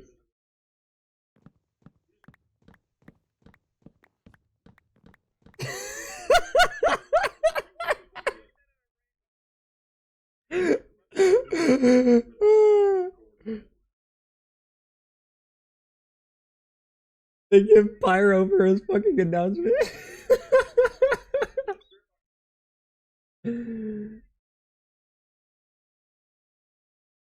Oh my fucking god. Giving the spiel of, look, man, last time I saw you, we were Hold friends. up, man. I don't know They if you guys give are Pyro friends. to the We're fucking friends segment. now. I hung out with his mother. My mom knows his mom. He put a picture on the screen of their two moms together. He's telling the story about He sharing announces marijuana and all WrestleMania's this coming back to stuff. New Orleans, He's like, we're and then friends. Pyro starts fucking And going so off. I will give The Rock this. Even though Oh he my god, rambled that's quite a bit, fucking hilarious.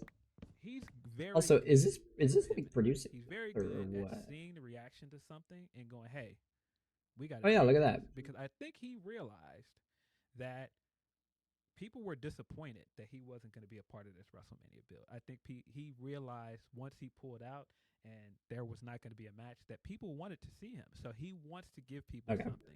His last That's February. appearance Okay. on Raw, on Netflix, I think he shut this down so hard by not being in character. He tried to make a point several times during this segment to be in character, to give people what they wanted.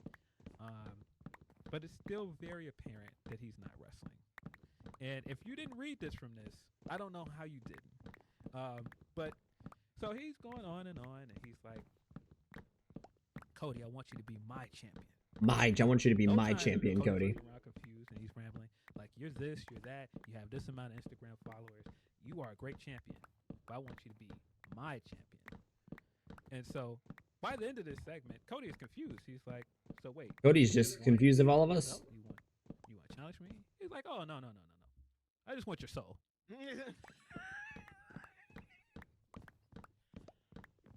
I just want your soul. And that's where we are. Like, why would he? What? This was That is legit what he said. This Very felt like bizarre him segment.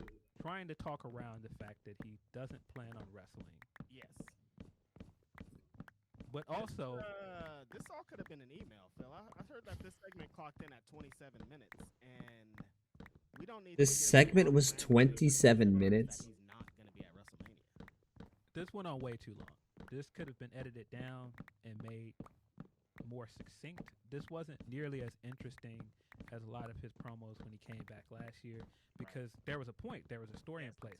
This very much felt like he was trying to, again, please people, give people something they wanted, but he was repeating himself a lot. It felt like he was rambling a lot. Oh, he repeated And himself the whole so time many I was just fucking like, get times. to the point, because this thing was hyped for so long. I was like, okay, what does any of this mean?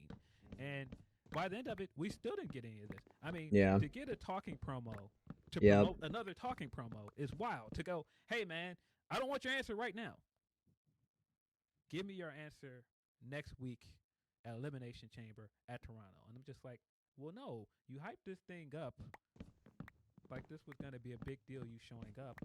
No, we want to know what this Terrible, means. And, terrible you know, segment. definitively, I think it means that he's not wrestling. And again, if people don't think that, I don't know what promo you watched. And if you need any more proof of that, if you watched his press conference, which is also funny, he gave a press conference after this for a segment where nothing was announced. So it would be different if this segment officially announced that he was going to be. Well, on no, he did announce New Orleans WrestleMania, but about the match. we are not even There was currently nothing to really answer through the questions about current because season's There WrestleMania. was no announcement other than the announcement that WrestleMania will be in NOLA next year. So he answered some questions. The So funniest thing I bizarre. thought about it was his So fucking response to bizarre. Miami News Hot Boys, because he was like, "No, I've been a fan of Wayne. I've been a fan of rappers from New Orleans. I'm a fan of all the OGs. I'm from Miami, so I'm a Luke guy. Rock saying he's a Luke guy is hilarious. He is from Miami. But also saying like, I was a fan of all the OGs, Master P, Wayne, Cash Money, 504 Boys. I was like, okay. But all of that was interesting. Even some of the questions about. They gave his announcement kind of fucking back to pyro. New Orleans. The Rock is the real deal, man. He's a star, and I think when you get him in a room and you just let him talk or answer some questions, you see it. He's polished. He's media trained. You can see it. He's Media incredibly trained. You could watch this guy answer questions about the phone book, and because he's just a charismatic guy, it's going to be entertaining. But it was a whole bunch of nothing. There was a whole bunch of hype. So much conversation, nothing. promote That's what it nothing. was. So much fucking nothing. So there was a report at one point. I believe it was Meltzer, and Meltzer reported that he being The Rock was upset that the news leaked that he was not going to be wrestling at WrestleMania this year, and because of that, he wouldn't be surprised if The Rock changed his mind and tried to wrestle anyway. Don't try to wrestle Rock, please. That leaked it. And that's very much what this felt like. This very much felt like, hey, I'm not still wrestling, but I want to give you guys something because the cat's out of the bag that I'm not wrestling. But at the same time, he's saying in so many words, I'm not wrestling. Even in a press conference, he says, the great thing about the final boss character and what he's doing with Cody currently is it doesn't have to lead to a match. Which I think is the most telling thing ever. And this is the bloodline stuff in a nutshell. No, the end goal is not a match. It is. And not just that, WWE's been telling us for the longest, no, all of this drama stuff is cool. The wrestling is secondary. And The so, wrestling when is you do that, secondary. so it's Yeah, like, fucking there's right. no match. Why? What are you doing here? Yeah. So, what does this mean?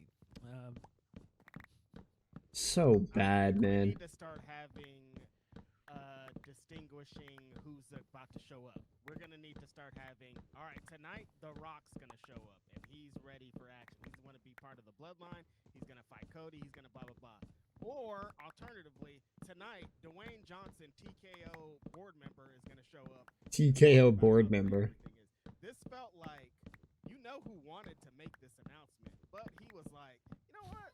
Let's get Dwayne in here to make the announcement. Then they won't say that I'm always taking credit for everything. We'll let Dwayne do it. Everything will be cool.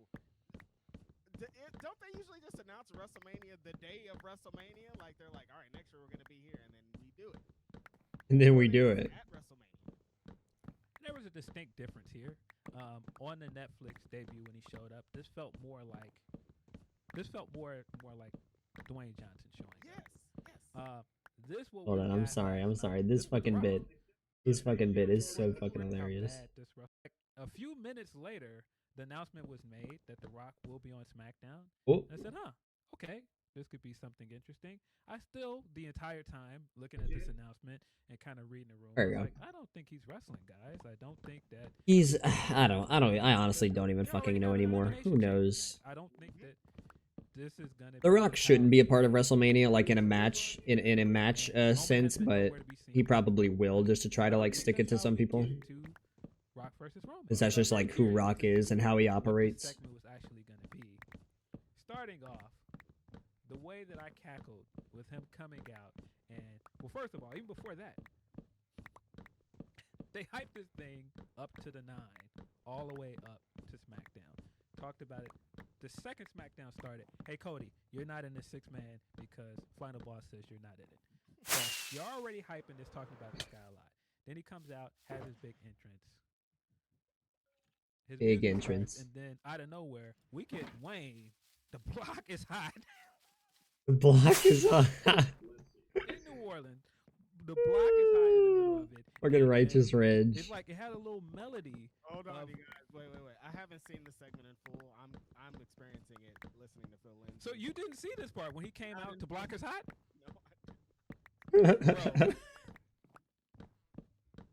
I I need to see this. I need to see this on TV. Bro, I came need to out see this shit on his TV. Music. Block is Hot comes on. Then it cuts back to his music.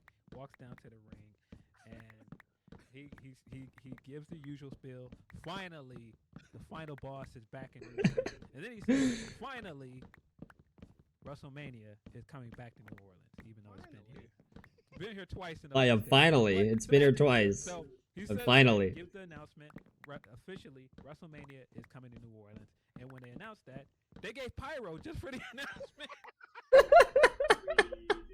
So he's standing with his arms Oh, spread, and they have the God. WrestleMania graphics on the screen applauding him. They Even gave the pyro Biggest to Rival his and announcement. Seth Rollins helped him win, and his sacrifice was a big part of that. Since then, everything has changed because it's not like you're just a guy that's chasing a promo to get past my first reaction of this all feels kind of pointless. But So they funny, actually man. did So something pretty fucking smart. funny, man. And I'll tell you why. They did something smart with I this. think Okay, Cody's been tell doing us. this great thing as champion. He's been telling this overarching story throughout his time as champion. He went on this chase for a long time to get back here, to get this moment of winning the championship. And along the way, he united people. He united all of the baby faces behind him, heading into WrestleMania 40. Yeah, I guess he And kind of did, yeah. They were all standing around applauding him. Yeah, Even they his were. biggest rival since he came back, and Seth Rollins Helped him win the title, and yeah. the sacrifice was a big part of that. Since then, everything has changed because it's not like you're just a guy that's chasing and trying to knock Roman off the top of the hill. You're the champion now. And so you got to take all the responsibilities that come with the championship. You got to take all of the comers that are coming for you. You're wearing the number one headband now. So everybody's coming for you. Everybody's coming for your spot. And so Where's he going the with past this? year, he's been slowly telling this story of a guy that wanted to rewrite his legacy, not just for himself, but his family, and what that means, what it means to be champion. And you can see the longer this goes on, he's done things that he didn't know he would have to do. And that was a big part of the Kevin Owens feud, of him getting his hands dirty and having to do something to someone that he thought was his friend. Even before that, they've been telling very interesting. Not even that, but having to team with someone that he swore, that he thought was his sworn enemy. Having to team with Roman Reigns. Cutting the promo on him and telling him, like, this means something. You being champion. That's actually ingenious.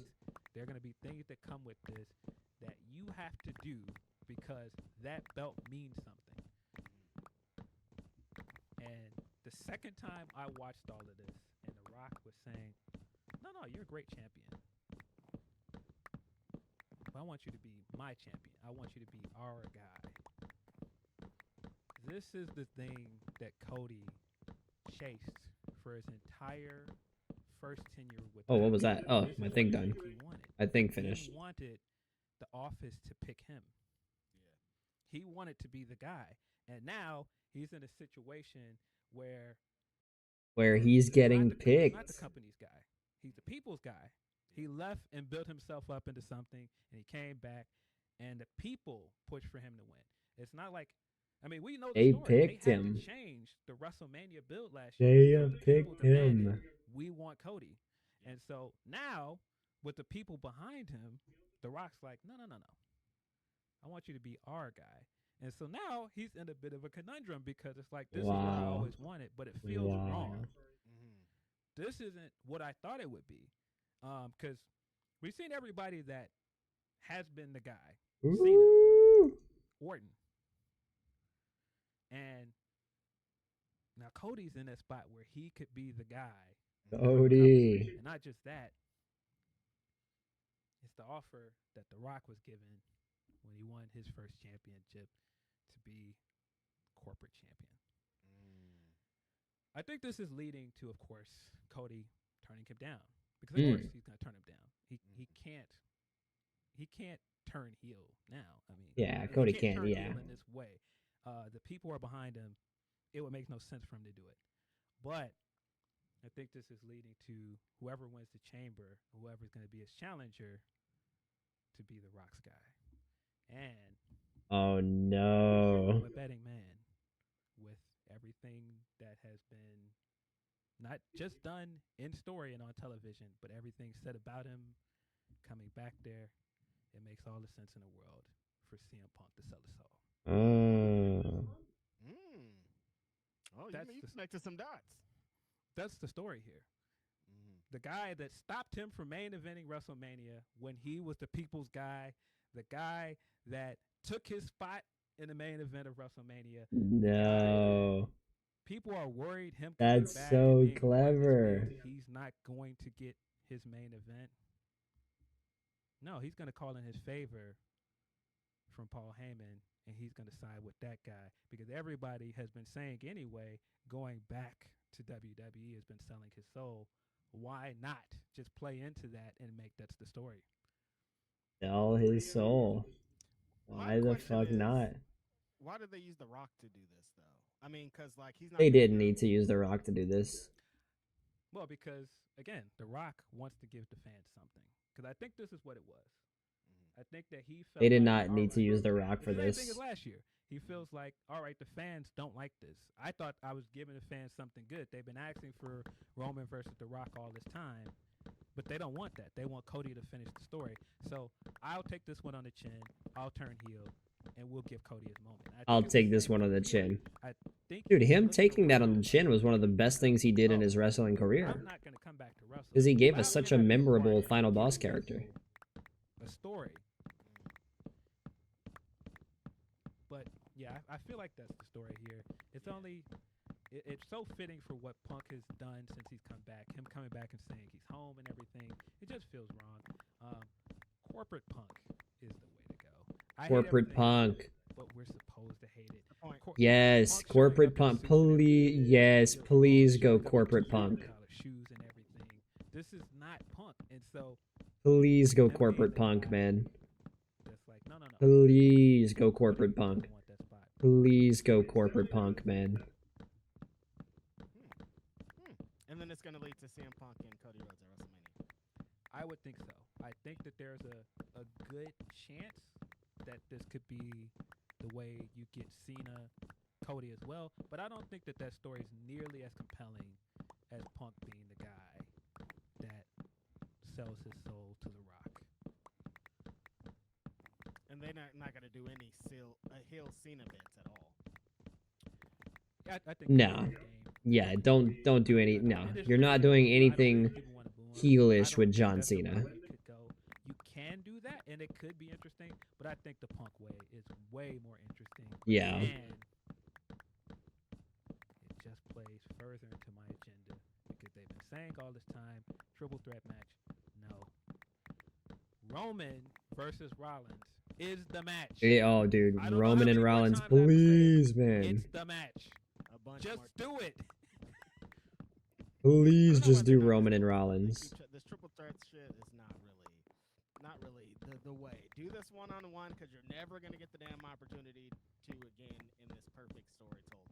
Dwayne, it was hilarious in the whole bit, just like the build up, him going out there playing two characters, essentially inserting himself. It's classic The Rock, but like. Okay, but like if you do Seth and Roman one-on-one, you go that route. Make CM Punk Corporate Punk. It's a 3-hour show, and you still are doing things like cutting the women's match and doing things like that. And you do Punk and Cody I would one-on-one at Mania for the title. You What the know when The Rock fuck shows up, does he's gonna John go big Cena time. do? He's gonna go out there and hot dog this. He's gonna come out and sing for the crowd and do all the rest of the stuff. But if this is the story, and this is leading us to Cody versus Punk, I'm on board because I don't think they've done anything with this WrestleMania build that is as interesting as that. Yeah, the rest of the stories are kind of like, all right, that'll happen at the show. Yeah. And it's just the timing of it. Him saying talk to me at Elimination Chamber. The winner of the Elimination Chamber Is Rock's guy. challenge Cody. I just think it makes all the sense in the world for Cody to say no, and then the challenger to come out and side with Rock. Yep. Weird story. And I think it fits with everything Rollins has been saying for over a year. Man, imagine if all of this from last year and Rollins being on the side like, no, that guy's out of control. He has too much power. And Punk is the guy that sides with him.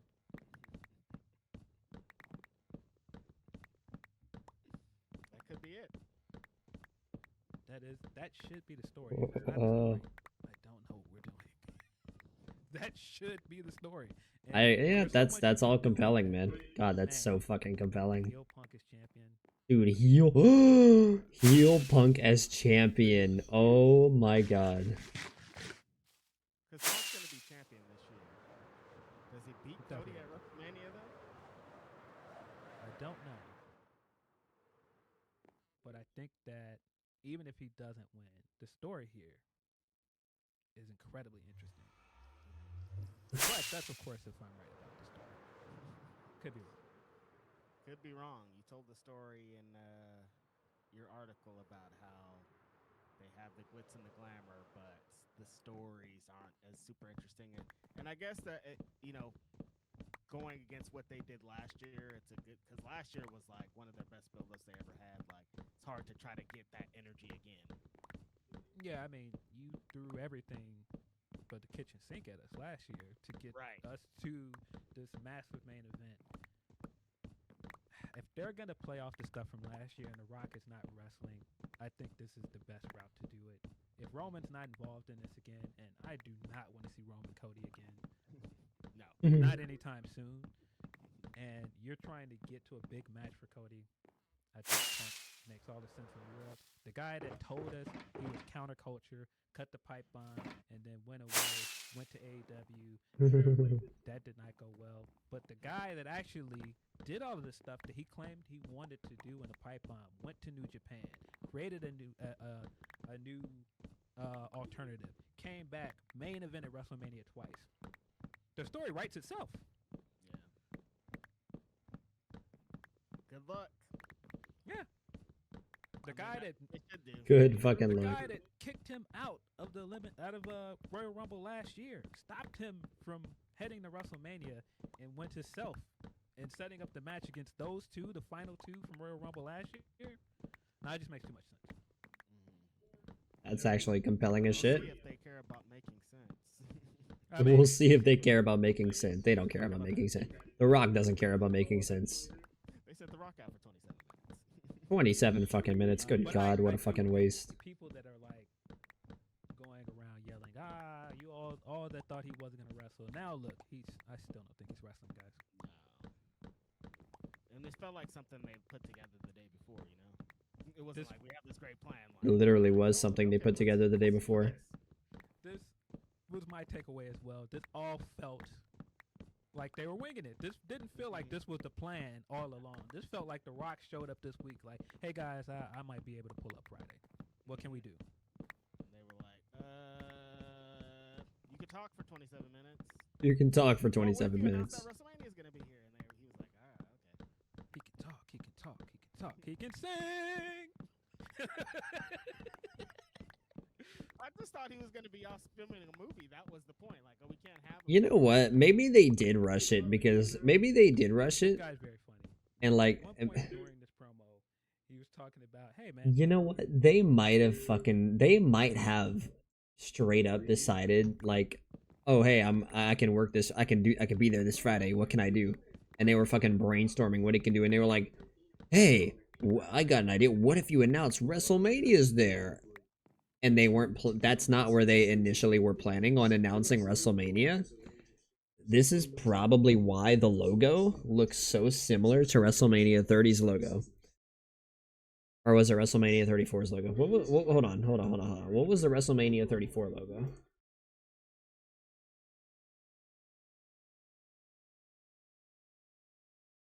Oh my god, it looks just like the. Oh my god, it literally looks the fucking same.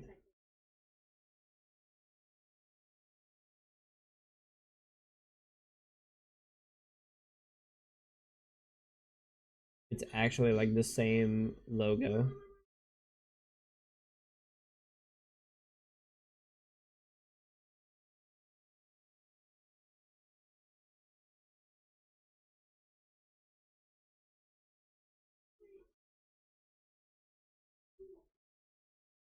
Oh god, it's the same logo.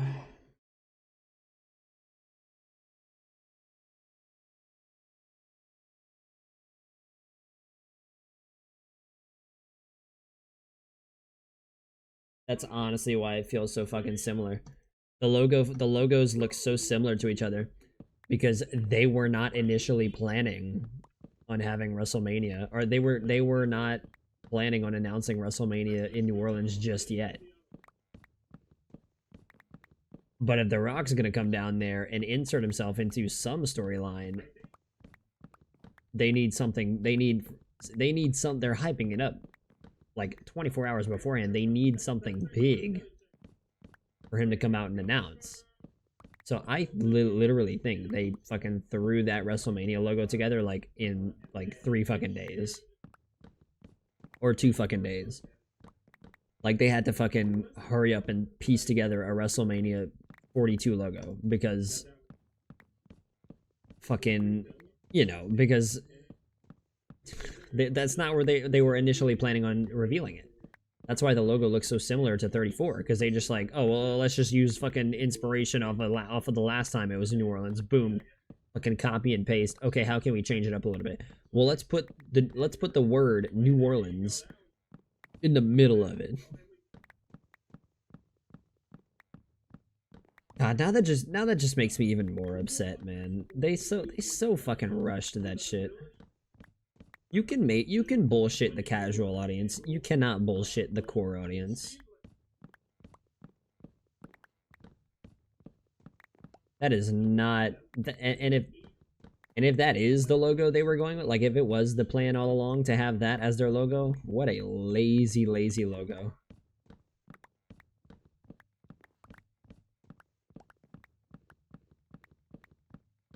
What a lazy fucking logo.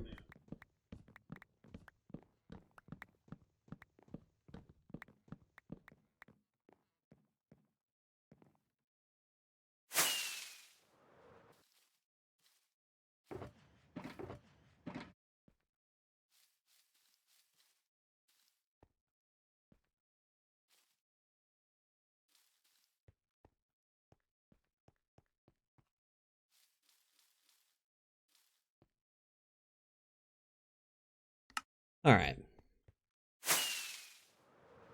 That's where I'm gonna stop cutting wood for now.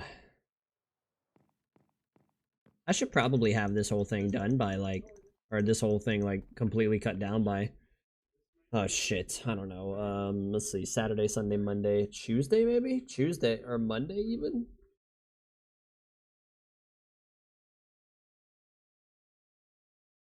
Potentially. I want to see how much wood I've mined at the moment. 142,000 spruce logs. And that's way more than fucking pale oak. Jesus Christ. That's kind of funny.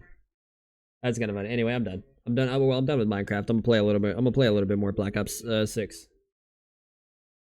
I'm gonna play a little bit more Black Ops 6.